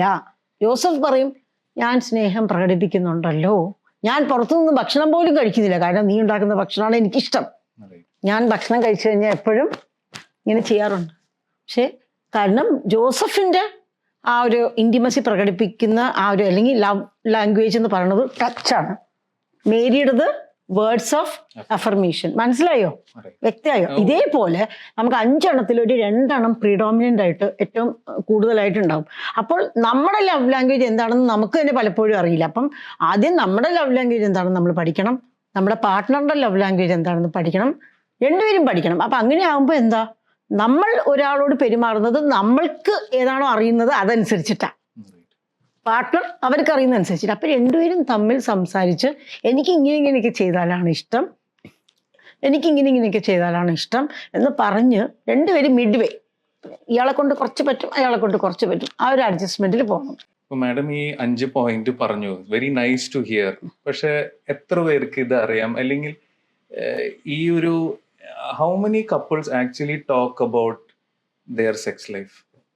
വെരി ഫ്യൂ, വളരെ ചുരുക്കം ആൾക്കാരാണ് അവരുടെ ആ ഒരു ലൈംഗിക ജീവിതത്തിനെ കുറിച്ച് ഡോക്ടറോട് പോട്ടെ തമ്മിൽ സംസാരിക്കുന്നത് തന്നെ അപൂർവം. പിന്നെ എന്റെ ഇപ്പോ സെക്സ് എന്ന് പറഞ്ഞൊരു വേർഡ് തന്നെ ടാബു ആണ്, ആരും അങ്ങനെ സംസാരിക്കാറില്ല. ഇപ്പോ എനിക്ക് അറിയില്ല ഒരു പാർട്ട്ണറുടെ ഇപ്പൊ ഈവൻ ബി യുവർ വൈഫ് ഇത് ഓപ്പൺ ആയിട്ട് ചോദിക്കാൻ പറ്റുമോ അതോ സംസാരിക്കാൻ പാടുണ്ടോ? ഞാനിപ്പോ എന്റെ ഭാര്യയുടെ അടുത്ത് അങ്ങനെ ചോദിച്ചാൽ ഭാര്യ എന്റെ പറ്റി എന്ത് വിചാരിക്കും എന്നുള്ളൊരു ചിന്ത ആയിരിക്കും മിക്ക ആണുങ്ങൾക്കുള്ള. തിരിച്ചും വരാം. ഈവൻ ഫോർ എ ലേഡി, ഇപ്പൊ ലേഡിയുടെ ധാരണ ആണിനെ തെറ്റ് രീതിയിലാണോ ഇനി നോക്കുക. So where are we going wrong, അല്ലെങ്കിൽ എവിടെ നിന്നാണ് ഈ ഒരു എഡ്യൂക്കേഷൻ കിട്ടുക മാഡം? ഈ എഡ്യൂക്കേഷൻ നമ്മൾ കൊടുക്കേണ്ടത് ഒരു കോംപ്രിഹെൻസീവ് ആയിട്ടുള്ള രീതി, അതായത് ഒരു സമഗ്രമായ രീതിയിലുള്ള ഒരു ലൈംഗിക വിദ്യാഭ്യാസമാണ് കൊടുക്കേണ്ടത്. ഈ സമഗ്രമായ രീതിയിലുള്ള ലൈംഗിക വിദ്യാഭ്യാസം ഒരു ദിവസം 1 മണിക്കൂർ ഒരു സ്കൂളിൽ പോയി ഒരു ക്ലാസ് എടുത്തത് കൊണ്ട് കിട്ടാൻ പോകുന്ന ഒന്നല്ല. അത് ഓരോ പ്രായത്തിനനുസരിച്ച് ഇൻക്രിമെൻ്റലായിട്ട് പടിയായിട്ട് നമ്മൾ ആ ഒരു സയൻറ്റിഫിക് ആയിട്ട് ശാസ്ത്രീയമായിട്ടുള്ള രീതിയിൽ കൾച്ചറലി സെൻസിറ്റീവ്, അതായത് ഏത് സമൂഹത്തിലാണോ നമ്മൾ ജീവിക്കുന്നത് ആ സമൂഹത്തിലുള്ളവർക്ക് അംഗീകരിക്കാൻ പറ്റുന്ന രീതിയിൽ നല്ല രീതിയിൽ നോൺ ജഡ്ജ്മെൻ്റലായിട്ട് ഒരു മുൻവിധിയോടെ അല്ലാതെ എല്ലാ ആൾക്കാരെയും ഇൻക്ലൂഡ് ചെയ്ത്, അതായത് നമ്മുടെ ഈ മൈനോറിറ്റി ഉണ്ടല്ലോ, LGBTQ ഒക്കെ ഉണ്ടല്ലോ, എല്ലാവരെയും ഇൻക്ലൂഡ് ചെയ്തിട്ട് നമ്മൾ കൊടുക്കുന്ന ആ ഒരു വിദ്യാഭ്യാസമാണ് ഈ സമഗ്രമായ ലൈംഗിക വിദ്യാഭ്യാസം. അത് എന്ന് നമ്മുടെ നാട്ടിൽ വരുമോ അന്ന് മാത്രമേ ഉള്ളൂ നമുക്ക് രക്ഷ ഉണ്ടാവുക കേട്ടോ. ഇപ്പോൾ എൻ്റെ പ്രതീക്ഷ എന്താണെന്ന് വെച്ചാൽ നമ്മളിങ്ങനെ കപ്പിൾസിനൊക്കെ ഇത് പറഞ്ഞു കൊടുക്കണം. ശരിയാക്കുമ്പോൾ അവർ തിരിച്ചു പോകുമ്പോൾ ഞാൻ എല്ലായിടത്തുനിന്നും ഒരു പ്രോമിസ് വാങ്ങാറുണ്ട്. അവർക്ക് പറ്റാവുന്ന പോലെ അവരുടെ ചെറിയ കസിൻസിനായാലും ശരി, അല്ലെങ്കിൽ നെവ്യൂസിനായാലും ശരി, നീസസിനായാലും ശരി, ഇത് പറഞ്ഞു കൊടുക്കണം. ഇനി ഇവർക്കൊക്കെ ഉള്ളൊരു ഗുണം ഇവരുടെ കുട്ടികൾക്ക് ഇവർക്ക് സെക്ഷൽ എഡ്യൂക്കേഷൻ കൊടുക്കാൻ പറ്റും. നമ്മൾ പറയും മാതാപിതാക്കളാണ് ആദ്യം പഠിപ്പിച്ചു കൊടുക്കേണ്ടത്. മാതാപിതാക്കൾക്ക് അറിയില്ല, അപ്പൊ അവർ എന്ത് പഠിപ്പിച്ചു കൊടുക്കും? ടീച്ചർമാരാണ് പഠിപ്പിച്ചു കൊടുക്കേണ്ടതെന്ന് പറയും. അപ്പൊ സ്കൂളിലൊക്കെ നമ്മൾ പഠിപ്പിക്കാൻ പോകുമ്പോൾ, ക്ലാസ് എടുക്കാൻ പോകുമ്പോൾ അവിടെ ടീച്ചർ ആദ്യം കുട്ടികളോട് പറയുന്നത്, ഇത് ഡോക്ടർ സീതാലക്ഷ്മി നിങ്ങൾക്ക് പഠിപ്പിക്കാൻ വന്നിരിക്കുകയാണ്, അപ്പോൾ ആരും അനാവശ്യമായിട്ടുള്ള ചോദ്യമൊന്നും ചോദിച്ചേക്കരുത്. അപ്പം ഞാൻ ആ ടീച്ചറോട് ചോദിച്ചു, ടീച്ചർ അനാവശ്യമായിട്ടുള്ള ചോദ്യം എന്ന് പറഞ്ഞ് ടീച്ചർ എന്താണ് ഉദ്ദേശിക്കുന്നത്? അപ്പം ടീച്ചർ അടുത്ത് വന്ന് എൻ്റെ ചെവിയിൽ പറയുക, അതേ ഈ സ്വയംഭോഗത്തിനെ കുറിച്ചൊക്കെ അവർ ചോദിക്കും. അപ്പം അതാണ് അവർക്ക് ചോദിക്കാനുള്ളത്. എനിക്ക് അവരോട് പറയാനുള്ളതും അതാണ്. അല്ല, ആ സമയത്ത് അവരുടെ ഹോർമോൺസിൻ്റെ ആ ഒരു സർജ് കാരണവും ആ ഒരു സമയത്തിൻ്റെ ആ ഒരു ക്യൂരിയോസിറ്റി കാരണവും ആ ഒരു കൗതുകം ഓരോന്നിനെ കുറിച്ചും അറിയാനുള്ള ആ ഒരു ഇത് കാരണവും അവരതാണ് ചോദിക്കുക. അപ്പം അവർക്ക് കിട്ടുന്നത് ഒരു റീപ്രൊഡക്റ്റീവ് അനാറ്റമിനെയും ഫിസിയോളജിനെയും കുറിച്ചിട്ടുള്ള കാര്യം മാത്രമാണ്. അപ്പോൾ എഡ്യൂക്കേഷനാണ് ഏറ്റവും ആവശ്യം. സോ അത് സ്കൂൾ ലെവലിൽ തുടങ്ങണോ? ഇപ്പോൾ ക്രിസ്ത്യാനിറ്റിയിൽ ഒരു പ്രീ മാരിറ്റൽ കൗൺസിലിംഗ് എന്ന് പറഞ്ഞൊരു ഇതുണ്ട്, അതിലാണോ കൂടുതൽ ഫോക്കസ് ഉണ്ട്? What is the right time? Right time is as early as possible എന്ന് പറഞ്ഞാൽ, ഞാൻ പറയുമ്പം നമ്മൾ ഈ പ്രൈവറ്റ് പാർട്സ്, അതായത് പെനിസ്, വജൈന, ഇങ്ങനെയുള്ള ആ ഒരു ഭാഗങ്ങൾക്ക് വേറെ ഒരു വിളിപ്പേര് അല്ലെങ്കിൽ ഒരു ചെല്ലപ്പേരെന്ന രീതിയിൽ പറഞ്ഞാണ് പലപ്പോഴും വീടുകളിൽ പഠിപ്പിക്കുന്നത്. നിന്റെ കൈ, നിന്റെ കാല് എന്ന് പറയുന്ന പോലെ, നിന്റെ തൊണ്ട, നിന്റെ വായെന്ന് പറയുന്ന പോലെ നിന്റെ പെനിസ്, നിന്റെ വജൈന എന്ന് പറയില്ല. അപ്പം ഏറ്റവും ആദ്യം വേണ്ടത് ചെറിയ പ്രായത്തിൽ കുട്ടികൾക്ക് മോന്റെ കൈ എവിടെ, ഇവിടെ കാണിക്കും, മൂക്ക് എവിടെ, ഇവിടെ കാണിക്കും, അല്ലേ? നമ്മൾ പഠിപ്പിക്കില്ലേ കൊച്ചുകുട്ടികളെ? പക്ഷേ ഈ കാര്യം വരുമ്പോഴോ ഇല്ല. അപ്പൊ ഇന്നത്തെ കാലത്ത് വളരെ ബുദ്ധിമുട്ടാണ് നമ്മൾക്ക് ഈ ഫോൺ ഉപയോഗം കുട്ടികളിൽ കുറയ്ക്കാൻ. കാരണം ഈ ഒരു കോവിഡ് വന്ന ശേഷം എല്ലാം വാട്സപ്പിലൂടെയാണ് ഹോംവർക്ക് പോലും വരുന്നത്, അല്ലേ? അപ്പൊ അത് കാരണം എന്താ, ഫോൺ ലോക്ക് നമ്മൾ ചെയ്താൽ നമ്മളെക്കാട്ടിൽ എക്സ്പെർട്ടൈസ് കുട്ടികൾക്കുണ്ട്, വിജ്ഞാനമുണ്ട്. അത് അൺലോക്ക് ചെയ്ത് ഹിസ്റ്ററി ഡിലീറ്റ് ചെയ്യാൻ പോലും കുട്ടികൾക്ക് അറിയാം, അല്ലേ? അപ്പം ഇങ്ങനത്തെയൊക്കെ പോണോഗ്രാഫിക് മെറ്റീരിയലും വീഡിയോസും ഒക്കെ വരുമ്പോൾ കുട്ടികൾക്ക് അത് കാണാൻ കൗതുകം വരും. കുട്ടികളത് കണ്ട് അതനുസരിച്ചിട്ട് എനാക്ട് ചെയ്യാൻ പോലും, അതനുസരിച്ചിട്ട് ആക്ട് ചെയ്യാനും ഇതൊക്കെ പോലും അവർ ശ്രമിക്കും. അപ്പം അതിൻ്റെ വരും വരായികൾ പറഞ്ഞു കൊടുക്കണം. മാസ്ട്രുബേഷനെ കുറിച്ച്, സ്വയംഭോഗത്തിനെ കുറിച്ച് പറഞ്ഞു കൊടുക്കണം.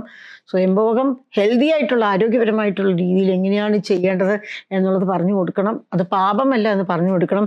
നിങ്ങളുടെ ക്രിസ്ത്യാനിറ്റിയിൽ പ്രീ മാരിറ്റൽ കൗൺസിലിംഗ് ഒക്കെ മാരേജിൻ്റെ തൊട്ട് മുമ്പാണ് നടക്കുന്നത്. പക്ഷെ ഇതൊക്കെ അതിന് എത്രയോ മുമ്പ് വരേണ്ട കാര്യമാണ്. ആണോ അല്ലയോ? ഇത് പാപമാണ് എന്ന് വിശ്വസിക്കുന്ന ആളുകളാണ് കൂടുതൽ. പ്രത്യേകിച്ച് എനിക്ക് തോന്നുന്നു ക്രിസ്ത്യാനിറ്റിയിൽ ഒരുപാട് ഇത് സിന്നാണ് എന്ന് പറയുന്നതാണ്. മനസ്സിലായില്ലേ?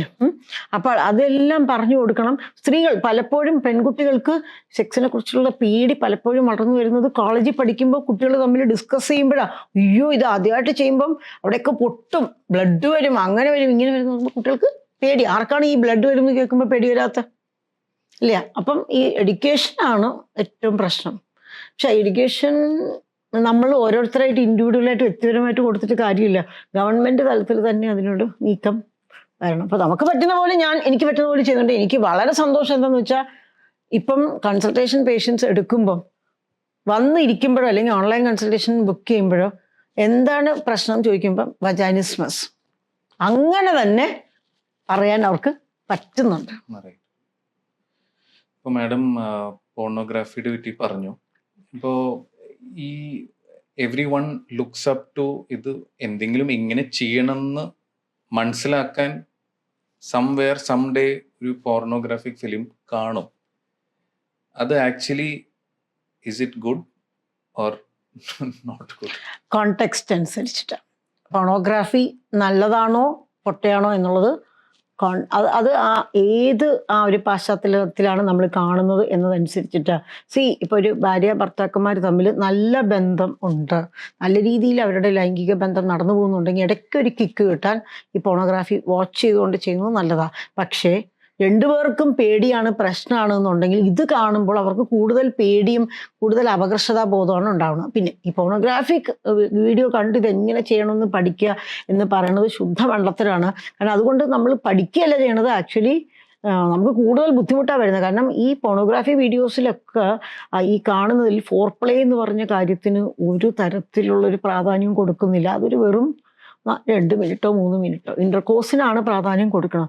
ഐഡിയലി പറഞ്ഞാൽ ഫോർ പ്ലേ ഒരു 60-65%, ഇന്റർകോഴ്സ് ഒരു 15%, ആഫ്റ്റർ പ്ലേ ഒരു 20-25% എന്നാണ് പറയണത്. അപ്പോൾ എല്ലാവരും ഈ ഒരു ഇന്റർകോഴ്സിൽ മാത്രമാണ് ശ്രദ്ധ കേന്ദ്രീകരിക്കുന്നത്. അപ്പോൾ ഈ പോണോഗ്രാഫി വഴി കിട്ടുന്ന അറിവ് എത്രത്തോളം നമുക്ക് ശരിയായിട്ട് നമ്മുടെ പാർട്ട്ണറുമായിട്ടുള്ള ഒരു ലൈഫിൽ ഉപകാരമാകും എന്നുള്ളത് ചോദ്യചിഹ്നമായിട്ട് തന്നെ ഇരിക്കുക. ഇപ്പോൾ മാഡം ഇപ്പോൾ മാസ്റ്റർബേഷൻ്റെ പറ്റി പറഞ്ഞായിരുന്നു. ഈ മാസ്റ്റർബേഷൻ എന്ന് പറഞ്ഞൊരു പ്രോസസ്സ് അതൊരു ഹെൽത്തി പ്രോസസ്സ് ആണോ അതോ ഒരു സംതിങ് റോങ് ആണോ? ഓക്കെ, മാസ്റ്റർബേഷൻ എന്ന് പറയുന്നത് ഹെൽത്തി ആയിട്ട് ചെയ്യാൻ പറ്റുന്ന ഒരു കാര്യമാണ് കേട്ടോ. എന്നാൽ അത് അൺഹെൽത്തി ആയിട്ടും ആ ഒരു അഡിക്ഷൻ എന്ന രീതിയിലേക്കും പോകാൻ പറ്റുന്ന ഒരു കാര്യമാണ്. അപ്പോൾ എപ്പോഴാണ് അതൊരു അഡിക്ഷൻ എന്ന് നമുക്ക് പറയാൻ പറ്റുക? കാരണം നമ്മൾക്ക് ഉറക്കം വരണമെങ്കിൽ ഇത് ചെയ്യണം, നമുക്ക് ടെൻഷൻ മാറണമെങ്കിൽ ഇത് ചെയ്യണം, ഡിപ്രഷൻ ഉണ്ടെങ്കിൽ ഇത് ചെയ്യണം, നമുക്ക് എന്തിനും ഏതിനും ഇത് ചെയ്യണം. ഇത് ചെയ്യാതെ നമുക്ക് ഇരിക്കാൻ പറ്റില്ല. ഇനി ഇത് ചെയ്യണ്ട എന്ന് നമ്മൾ നിർബന്ധമായിട്ട് വിചാരിച്ചാലും നമ്മുടെ ചിന്തകൾ മൊത്തം ഇതിനെക്കുറിച്ചാണ്. നമ്മുടെ ദൈനംദിന ആക്ടിവിറ്റീസ് നമുക്ക് കാര്യമായിട്ട് പെർഫോം ചെയ്യാൻ പറ്റുന്നില്ല. അതല്ലെങ്കിൽ വിവാഹം കഴിഞ്ഞ ഒരു വ്യക്തിക്ക് മാസ്റ്റർബേഷൻ മാത്രമേ ചെയ്യാൻ പറ്റുന്നുള്ളൂ, അപ്പം മാത്രമേ ഇറക്ഷൻ കിട്ടുന്നുള്ളൂ, പാർട്ട്ണറിൻ്റെ കൂടെ ഒന്നും കിട്ടുന്നില്ല. ഇങ്ങനെയൊക്കെ വരുമ്പോൾ അതിൻ്റെ അർത്ഥം അഡിക്ഷനാണ്. ഇനി അൺഹെൽത്തി ആയിട്ടുള്ള എന്ന് പറഞ്ഞാൽ ആരോഗ്യപരമല്ലാത്ത രീതിയിലുള്ള മാസ്റ്റർബേഷൻ ഉണ്ട്. അത് ഒരു പ്രധാനപ്പെട്ട ഒരു തരം മാസ്റ്റർബേഷൻ വളരെ അൺഹെൽത്തി ആയിട്ടുള്ള ഒന്നാണ്. അതായത് പ്രോൺ മാസ്റ്റർബേഷൻ സിൻഡ്രോം എന്ന് പറയും. അതായത് കമിഴ്ന്ന് കിടന്നിട്ട് ആൺകുട്ടികൾ മാസ്റ്റർബേഷൻ ചെയ്യണത്, കമിഴ്ന്ന് കിടന്നിട്ട് ഇങ്ങനെ ഒരച്ചിട്ട് മാസ്റ്റർബേഷൻ ചെയ്യണത്. പലപ്പോഴും ഇത് തുടങ്ങുന്നത് എന്തുകൊണ്ടാണ്? കാരണം ഇത് ചെയ്യാനുള്ളൊരു പ്രവണത ഈ ഹോർമോൺസിൻ്റെ ഇത് കാരണം വരും. പക്ഷെ ആരെങ്കിലും കണ്ടാലോ വഴക്ക് പറഞ്ഞാലോ എന്ന് പറഞ്ഞ് കമിഴ്ന്ന് കിടന്ന് ഇങ്ങനെ ചെയ്ത് തുടങ്ങുമ്പം അത് അങ്ങനെ തന്നെ ശീലമായി മാറും. അപ്പോൾ അങ്ങനെ ചെയ്ത് വരുമ്പോൾ കുറച്ച് കഴിയുമ്പോൾ അത് നമ്മൾ പാർട്ട്ണറുമായിട്ടൊക്കെ ചെയ്യാൻ തുടങ്ങുമ്പം എറക്ഷൻ്റെ പ്രശ്നം വരും. അപ്പോൾ അത് എന്തുകൊണ്ടാണ് അങ്ങനെ വരുന്നത്, അതിൻ്റെ ഒരു ഡീറ്റെയിൽസ് ഒക്കെ എനിക്ക് തോന്നുന്നു ഈ ഒരു സെഷനിൽ പറഞ്ഞു കഴിഞ്ഞാൽ അത് ഒരുപാട് നീണ്ടുപോകും. അതിൽ സത്യം പറഞ്ഞാൽ എൻ്റെ യൂട്യൂബ് ചാനലിൽ അതിനെക്കുറിച്ച് തന്നെ ഞാൻ 2 വീഡിയോസ് വിശദമായിട്ട് വിത്ത് എക്സാമ്പിൾസ് കഥകളുടെ ഉദാഹരണങ്ങളോടെ പറഞ്ഞിട്ടുണ്ട്. അത് കണ്ടിട്ട് ആ വീഡിയോസ് കണ്ടിട്ട് സത്യം പറഞ്ഞാൽ ഞാൻ വിചാരിച്ചിരുന്നത് ഇടയ്ക്കൊക്കെ കുറച്ച് പേർക്കൊക്കെ ഇങ്ങനത്തെ പ്രശ്നം ഉണ്ടാവുന്ന. സത്യം പറഞ്ഞാൽ കഴിഞ്ഞൊരു 3 വർഷത്തിനിടയിൽ ഒരു 500-ൽ പരം ആണുങ്ങൾ ഇങ്ങനത്തെ ഒരു പ്രശ്നമായിട്ട് എന്നെ സമീപിച്ചിട്ടുണ്ട്. സത്യം പറഞ്ഞാൽ ഞെട്ടലോടെയാണ് നമ്മൾ കാണുന്നത്. ഒരുപാട് പേർക്ക് ഈ പ്രശ്നമുണ്ട്. ഇതെന്താ പ്രശ്നം എന്ന് വെച്ചാൽ ഡ്രഗ് അഡിക്ഷനൊക്കെ നമുക്ക് മരുന്നുണ്ട്, ആൽക്കഹോൾ അഡിക്ഷന് മരുന്നുണ്ട്. ഇങ്ങനത്തെ ഒക്കെ അഡിക്ഷന് നമ്മൾ റീട്രെയിനിങ് ആണ് വേണ്ടത്. ആദ്യം തെറ്റായ രീതി മാറ്റി പിന്നെ ശരിയായ രീതിയിലേക്ക് കൊണ്ടുവരിക. ചിലപ്പോഴൊക്കെ മരുന്നുകളൊക്കെ കൊടുക്കേണ്ടി വരും അവരുടെ ടെൻഷനൊക്കെ കുറയ്ക്കാൻ. മാസ്റ്റർബേഷൻ ഒരിക്കലും തെറ്റല്ല, ലേഡീസിനാണെങ്കിലും തെറ്റല്ല. അപ്പൊ പല സ്ത്രീകളും വിചാരിക്കണത് അത് മഹാപാപമാണെന്നോ. തെറ്റല്ല. അവിടെയും എപ്പോഴാണ് ആരോഗ്യപരമല്ലാതെ പ്രശ്നം വരുന്നത്, അതിനെക്കുറിച്ച് ഞാനൊരു വീഡിയോ ഇട്ടിട്ടുണ്ട്. ചിലരൊക്കെ വജൻ്റെ ഉള്ളിൽ, അതായത് യോനിയുടെ ഉള്ളിൽ കുപ്പി, മുരിങ്ങയ്ക്ക, ഇനി പറയാനൊന്നുമില്ല, അതൊക്കെ ഇട്ടിട്ട് മുറിവൊക്കെ ആയിട്ട് വന്നിട്ടുണ്ട്. നമുക്ക് സ്റ്റിച്ച് ചെയ്യേണ്ടിയൊക്കെ വന്നിട്ടുണ്ട്. അങ്ങനെയൊക്കെ ചെയ്യുന്നത് അപകടകരമാണ്. അതല്ലാത്ത രീതിയിൽ ആരോഗ്യപരമായിട്ടുള്ള രീതിയിൽ ഹെൽത്തി ആയിട്ട് ചെയ്യുന്നത് സത്യം പറഞ്ഞാൽ ഒരു വേറൊരു വിവാഹേതര ബന്ധത്തിൽ പോകുന്നതിനോ അല്ലെങ്കിൽ വിവാഹപൂർവമായിട്ട് എന്തെങ്കിലും ഒരു ബന്ധത്തിൽ പോകുന്നതിലും എത്രയോ നല്ലതല്ലേ. ഇപ്പോൾ റീസെൻ്റ്ലി ഇപ്പോൾ ചില സമയത്ത് ഇപ്പോൾ ഇൻസ്റ്റാഗ്രാം ആഡ്സിലൊക്കെ വരും, ഇപ്പോൾ സെക്ഷുവൽ ടോയ്സ് ഇപ്പോൾ ഇന്ത്യൻ മാർക്കറ്റിൽ വരുന്നുണ്ട് for men and for women. ഇതൊരു does it really help? Is it required? It is very much useful. വളരെയധികം പ്രയോജനകരമായിട്ടുള്ള ഒരു കാര്യമാണ്. ആൻഡ് ശരിക്കും പറഞ്ഞാൽ അതിൻ്റെ ആവശ്യം വളരെയധികം ഉണ്ടെന്ന് വേണം പറയാൻ. അപ്പം ഇന്ത്യൻ മാർക്കറ്റിൽ ഇപ്പോഴും ഒരുപാട് കൂടുതലൊന്നും വന്നിട്ടില്ല. ഒരുപാട് കൂടുതൽ വരട്ടെ എന്നാണ് എൻ്റെ ആഗ്രഹം. ഞാൻ എൻ്റെ എല്ലാ പേഷ്യൻസിനും പ്രിസ്ക്രൈബ് ചെയ്യാറുണ്ട്. ഹസ്ബൻഡ്സ് ഉണ്ടെങ്കിലും പാർട്ട്നേഴ്സ് ഉണ്ടെങ്കിലും വൈഫ്സ് ഉണ്ടെങ്കിലും നമുക്ക് ഇതും കൂടി ഉൾപ്പെടുത്തുന്നത് കുറച്ചുകൂടി നമ്മളുടെ അതിലൊരു വെറൈറ്റി ആഡ് ചെയ്യാൻ സഹായിക്കും. എല്ലാ ദിവസവും ഇഡ്ഡലി തിന്നാൽ നമുക്ക് ഇഷ്ടാവുമോ? ഒരു ദിവസം ഇഡ്ഡലി, ഒരു ദിവസം ദോശ, ഒരു ദിവസം പുട്ട്, ഒരു ദിവസം പൂരി, അങ്ങനെ മാറി മാറി. അല്ല, അപ്പോൾ ഇത് ബേസിക്കലി ഹെൽപ്സ് ഒരു സെൻസ് ഓഫ് സാറ്റിസ്ഫാക്ഷൻ ആണോ അതോ ആ ഒരു എന്താണ് ഈ ടോയിന്റെ ഒരു ഉദ്ദേശം? അതെന്തിനാണ് നമ്മൾ ഉപയോഗിക്കുന്നത് അനുസരിച്ചിട്ട്. പലതരം ടോയ്സ് ഉണ്ട്. നമ്മുടെ സ്ത്രീകളെ സംബന്ധിച്ചിടത്തോളം നമുക്ക് വജനൽ ഇൻസേർഷൻ ഉള്ള ടോയ്സ് ഉണ്ട്. ക്ലൈറ്റോറസ് മാത്രം സ്റ്റിമുലേറ്റ് ചെയ്യുന്ന ടോയ്സ് ഉണ്ട്. ജി സ്പോട്ടും ക്ലൈറ്റോറസും ഒരുമിച്ച് സ്റ്റിമുലേറ്റ് ചെയ്യുന്ന ടോയ്സ് ഉണ്ട്. അതല്ലാതെ ചെറിയ ഒരു ലിപ്സ്റ്റിക് വൈബ്രേറ്റർ ഉണ്ട്. അതൊക്കെ ശരിക്കും ഈ കൈയിൻ്റെ ഇവിടെ, ചെവിയിലൊക്കെ ഇപ്പം പാർട്ട്ണർ വന്ന് ഇങ്ങനെ കയ്യിലൊക്കെ ഇങ്ങനെ ആക്കി കഴിഞ്ഞാൽ ഒന്നും തോന്നില്ല. പ്രത്യേകിച്ചും പല ആണുങ്ങളുടെ കൈയൊക്കെ വളരെ റഫാണല്ലേ, ഒന്നും തോന്നില്ല. അപ്പം ഈ വൈബ്രേറ്റർ ചെറുതില്ലേ, അതിവിടെ പലതരം സ്പീഡുണ്ട്. അതിങ്ങനെ വെച്ച് കഴിഞ്ഞാൽ ഒരു വിരുവിരിപ്പ് വരും. അപ്പം തന്നെ കുറച്ചൊരു പതിയെ ഒരു ഉത്തേജനം വരും.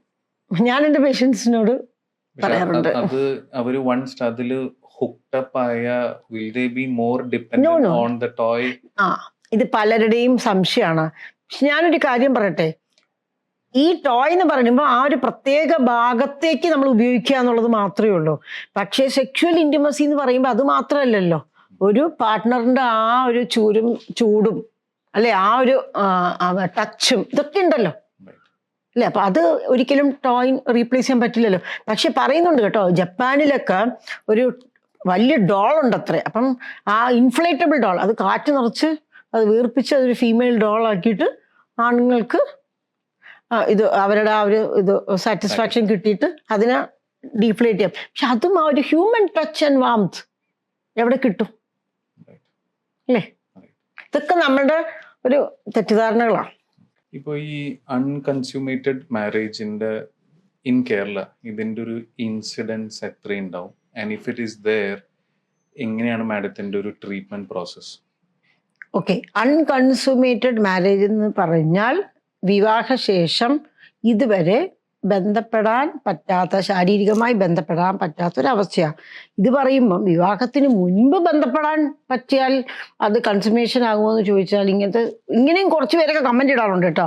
അപ്പം അതിനെനിക്ക് ഉത്തരവില്ല. പക്ഷേ വിവാഹത്തിൻ്റെ ഒരു മാരേജ് വന്ന് അത് മാരേജ് നടന്നു എന്നുള്ളതിൻ്റെ, മാരേജിൻ്റെ ഒരു പ്രധാന ഭാഗം ഈ കൺസുമേഷൻ, അതായത് ആ ഒരു പെനിട്രേറ്റീവ് സെക്സ് നടക്കുക എന്നാണ്. അതല്ല എന്നുണ്ടെങ്കിൽ നമ്മുടെ ഇന്ത്യൻ ആ ഒരു പീനൽ കോഡ് പ്രകാരം, ഇന്ത്യൻ ലോ പ്രകാരം മാരേജസ് നൾ ആൻഡ് വോയിഡ്. അതായത് വിവാഹശേഷം ആഴ്ചകളോ മാസങ്ങളോ വർഷങ്ങളോ ആയിട്ട് ഇതുവരെ ബന്ധപ്പെടാൻ പറ്റിയിട്ടില്ലെങ്കിൽ ഭാര്യയുടെയോ ഭർത്താവിൻ്റെയോ ഒരു കംപ്ലൈൻറ്റ് പ്രകാരം നമുക്ക് ആ മാരേജ് നടന്നിട്ടേ ഇല്ല എന്ന് പറഞ്ഞ് അനിൽമെൻ്റ് ആണ് ചെയ്യുക. ഡിവോഴ്സ് അല്ല, അനിൽമെൻ്റ് ആണ് ചെയ്യുക.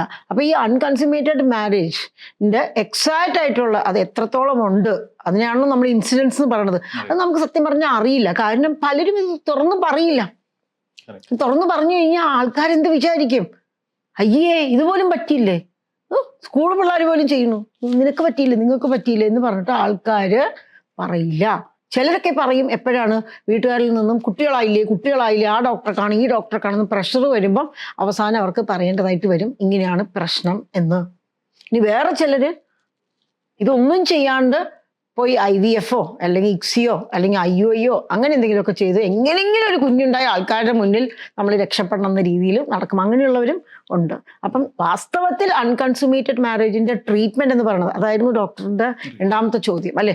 വാസ്തവത്തിൽ ഈ അൺകൺസുമേറ്റഡ് മാരേജിന്റെ ട്രീറ്റ്മെന്റ് എന്ന് പറയുന്നത് മൈൽഡ്, മോഡറേറ്റ്, സിവിയർ എന്ന രീതി അനുസരിച്ചും എന്താണ് കാരണം എന്നതനുസരിച്ചിട്ടുമാണ് ഇരിക്കുന്നത്.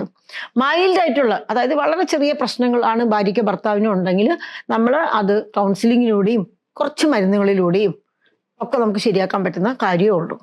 മനസ്സിലായില്ലേ?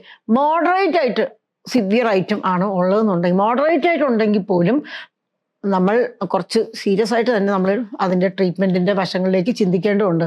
മരുന്നുകൾ മാത്രം പോരാ, കൗൺസിലിംഗ് മാത്രവും പോരാ, എക്സസൈസസ് മാത്രവും പോരാ, ഇതെല്ലാം കൂടി സമഗ്രമായ ഹോളിസ്റ്റിക് ആയിട്ടുള്ള ഒരു ചികിത്സയാണ് വേണ്ടത്. അപ്പോൾ കോവിഡ് ടൈമിലും അത് കഴിഞ്ഞിട്ട് കുറച്ച് നാളത്തേക്കൊക്കെ 2022 ഓഗസ്റ്റ് വരെ ഞാനിങ്ങനെ പേഷ്യൻസ് വരും, ഞാൻ കുറേ കാര്യങ്ങൾ പറഞ്ഞു കൊടുക്കും, അവർ പോകും, ഒരു മാസം കഴിഞ്ഞ് വരും, വീണ്ടും ഞാൻ കുറച്ച് കാര്യങ്ങൾ പറഞ്ഞു കൊടുക്കും. 3-ാമത്തെ മാസം വരുമ്പം മിക്കവരും ഒന്നും ചെയ്തിട്ടുണ്ടാവില്ല. അപ്പോൾ ഞാൻ അവരെ കുറച്ച് വഴക്ക് പറയും അല്ലെങ്കിൽ കുറച്ച് ഗുണദോഷിക്കും. അപ്പോൾ അവർ പറയും സോറി മാഡം, ഇനി അടുത്ത പ്രാവശ്യം വരുമ്പോൾ പ്രോമിസ് ആയിട്ട് ചെയ്തിട്ട് വരാൻ പറയും. പിന്നെ 2 മാസത്തേക്ക് അവർ അപ്രത്യക്ഷരാണ്.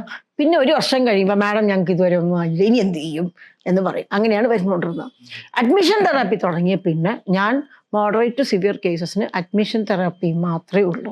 15-20 ദിവസം നമ്മൾ ജോലിയിൽ നിന്നും മൊബൈൽ ഫോണിൽ നിന്നും ബാക്കി ഉത്തരവാദിത്തങ്ങളിൽ നിന്നും ബാക്കി ടെൻഷനിൽ നിന്നും എല്ലാം മാറി ഇതേപോലെ പ്രശ്നങ്ങളുള്ള വേറെയും ദമ്പതികൾ, ഒറ്റ ദമ്പതിയായിട്ടല്ല അഡ്മിറ്റ് ചെയ്യണത്, 6 തൊട്ട് 8 വരെയുള്ള ദമ്പതികളെ ഒറ്റയടിക്ക് ഒരുമിച്ച് ബാച്ചായിട്ടാണ് അഡ്മിറ്റ് ചെയ്യണത്. അപ്പം അവർ പരസ്പരം മോട്ടിവേറ്റ് ചെയ്ത് തനിക്ക് മാത്രമല്ല പ്രശ്നം, ദൈവേ നമ്മളെ പോലെ പ്രശ്നമുള്ള വേറെയും ആൾക്കാരുണ്ടെന്ന് മനസ്സിലാക്കി അങ്ങനത്തെ ഒരു ട്രീറ്റ്മെൻറ്റ്. അതിൽ നമ്മൾ ഈ ഒരു പേടി മാറാനും എറക്ഷൻ ശരിയാവാനും ഉള്ള ട്രീറ്റ്മെൻറ്റ് മാത്രമല്ല കൊടുക്കുന്നത്. അതുകൂടാതെ നമ്മൾ കമ്മ്യൂണിക്കേഷൻ സ്കിൽസ്, നമ്മൾ ആദ്യം പറഞ്ഞില്ലേ, കമ്മ്യൂണിക്കേഷൻ സ്കിൽസ്, കോൺഫ്ലിക്റ്റ് മാനേജ്മെൻറ്റ്, അതായത് തർക്കങ്ങളെല്ലാം എങ്ങനെ കൈകാര്യം ചെയ്യണം, അതേപോലെ നമ്മുടെ ശാരീരിക ആരോഗ്യം മെച്ചപ്പെടുത്താൻ യോഗ, നമുക്ക് എല്ലാ ദിവസവും യോഗയുണ്ട് അവിടെ, യോഗ, പിന്നെ അതേപോലെ മെൻ്റൽ ഹെൽത്ത് ഇമ്പ്രൂവ് ചെയ്യാൻ പലതരത്തിലുള്ള എക്സസൈസ്, പിന്നെ കുറച്ച് റിക്രിയേഷൻ, ഔട്ടിങ്, അങ്ങനെ ഇങ്ങനെയൊക്കെ ആയി ഒരു 15 ദിവസം കൊണ്ട് എല്ലാവരും റെഡിയായി പോവുകയാണ് ചെയ്തത്. അതാണ് ശരിക്കും ഐഡിയൽ ആയിട്ടുള്ള ട്രീറ്റ്മെൻറ്റ്. പക്ഷേ നിർഭാഗ്യവശാൽ അത് പല സ്ഥലത്തും അല്ല, ഇന്ത്യയിൽ എവിടെയും ഇങ്ങനത്തെ ഒരു ട്രീറ്റ്മെൻറ്റ് ഇല്ല. ഇപ്പോൾ എറണാകുളത്ത് ഒരു ഇൻസ്റ്റിറ്റ്യൂട്ടിൽ അഡ്മിഷൻ ട്രീറ്റ്മെൻറ്റ് ഉണ്ട് 15 ദിവസം. പക്ഷെ അതിങ്ങനെ ബാച്ചായിട്ടല്ല, ഒറ്റയ്ക്ക് ഒരു കപ്പിൾ ഒരു റൂമിൽ. ഞാനൊരു കാര്യം ചോദിക്കട്ടെ, ഇപ്പം നമുക്ക് ആർക്കെങ്കിലും, ഇപ്പം എനിക്കാണെങ്കിലോ ഡോക്ടർ വിവേകിനാണെങ്കിലോ ഇങ്ങനത്തെ ഒരു പ്രശ്നം ഉണ്ടെന്നുണ്ടെങ്കിൽ നമ്മളൊരു ആശുപത്രിയിൽ പോയിട്ട് ഒരു റൂമിൽ നമ്മൾ ഭാര്യയും ഭർത്താവ് മാത്രം തന്നെ ഇരുന്ന് ഒരു ഡോക്ടർ വന്നു ഒരു ദിവസം 2 മണിക്കൂർ എന്തെങ്കിലുമൊക്കെ പറഞ്ഞു തരുന്നു, അതേപോലെ ചെയ്യൂ എന്ന് പറഞ്ഞിട്ട് പോകുന്നു എന്നുണ്ടെങ്കിൽ നമ്മൾ വീണ്ടും ആ റൂമിൽ തനിച്ചാണെങ്കിൽ നമ്മൾക്ക് മോട്ടിവേഷൻ ഉണ്ടാവുമോ, പ്രചോദനം ഉണ്ടാവുമോ എന്തെങ്കിലും ചെയ്യാൻ? ഇല്ല അല്ലേ? നമ്മൾ കുറച്ചുകൂടി ചിലപ്പോൾ തല്ലുകൂടും. ഇത് ബാച്ചായിട്ടാകുമ്പം എന്താണെന്ന് വെച്ചാൽ അവർ ഒറ്റയ്ക്കൊറ്റയ്ക്ക് റൂമിൽ ചെയ്യേണ്ട എക്സസൈസ് മാത്രമേ റൂമിൽ ചെയ്യുള്ളൂ, ബാക്കി സമയത്തൊക്കെ അവർ പുറത്താണ്. ഇപ്പോൾ ഈ ഒരു 8 കപ്പിൾ ഇങ്ങനെ ഇരിക്കുമ്പോൾ ഇതിലൊരു ഐസ് ബ്രേക്കിംഗ് സെഷൻ, എല്ലാവർക്കും അപ്പം തന്നെ എല്ലാം തുറന്നു പറയാൻ പറ്റിയെന്ന് വരില്ല. ഇപ്പൊ ഇതൊന്ന് ഓപ്പൺ അപ്പ് ചെയ്യാൻ ഇതിനെന്തെങ്കിലും do you start with stories or do they share their experiences immediately? ഇങ്ങനെയാണ് ആ ഒരു ഐസ് ബ്രേക്കിംഗ് ഉണ്ടാവുക? ഇതെന്താണെന്ന് വെച്ചാൽ ആക്ച്വലി ഞങ്ങൾ പതുക്കെ ഒരു കമ്മ്യൂണിറ്റി തന്നെ ഫോം ചെയ്തിട്ടുണ്ട്. എന്ന് വെച്ചാൽ ഒരു കപ്പിൾ ആദ്യമായിട്ട് എൻ്റെ അടുത്ത് കൺസൾട്ടേഷൻ എടുക്കുമ്പം അവരുടെ അടുത്ത് ഒന്നുകിൽ ഞാൻ പറയും ഇനി അടുത്ത ബാച്ച് ഇവിടെ വരുമ്പം ആ ബാച്ചിൻ്റെ സമയത്തൊന്ന് നേരിട്ട് വരണം ഒന്നും കൂടി. ഇനി ഓൺലൈനാണ് എടുത്തെങ്കിൽ ഞാൻ പറയും ബാച്ചിൻ്റെ സമയത്ത് നേരിട്ട് വരണം. അത് ഇന്ത്യക്ക് അകത്താണെങ്കിൽ കേട്ടോ, വരണം, നേരിട്ട് വരണം. നേരിട്ട് വരുമ്പം ബാച്ചിലുള്ള ആൾക്കാരുടെ കൂടെ ഇൻട്രാക്ട് ചെയ്യുമ്പം അവർക്കൊരു മോട്ടിവേഷൻ കിട്ടും. അപ്പോൾ അവർ വരുമ്പം അവർക്ക് കുറച്ചുകൂടി എളുപ്പമാണ് കാര്യങ്ങൾ തുറന്ന് പറയാൻ. ഇനി അതല്ലെങ്കിൽ നമ്മൾ ഏത് പേഷ്യൻ്റ് ആദ്യം കൺസൾട്ടേഷൻ എടുത്താലും അവർക്ക് ഇതിനു മുമ്പ് ഇവിടെ ട്രീറ്റ്മെൻറ്റ് എടുത്തു പോയ 1-2 ആളുകളുടെ കോണ്ടാക്ട് നമ്പർ കൊടുക്കും. അവരവരോട് സംസാരിക്കും.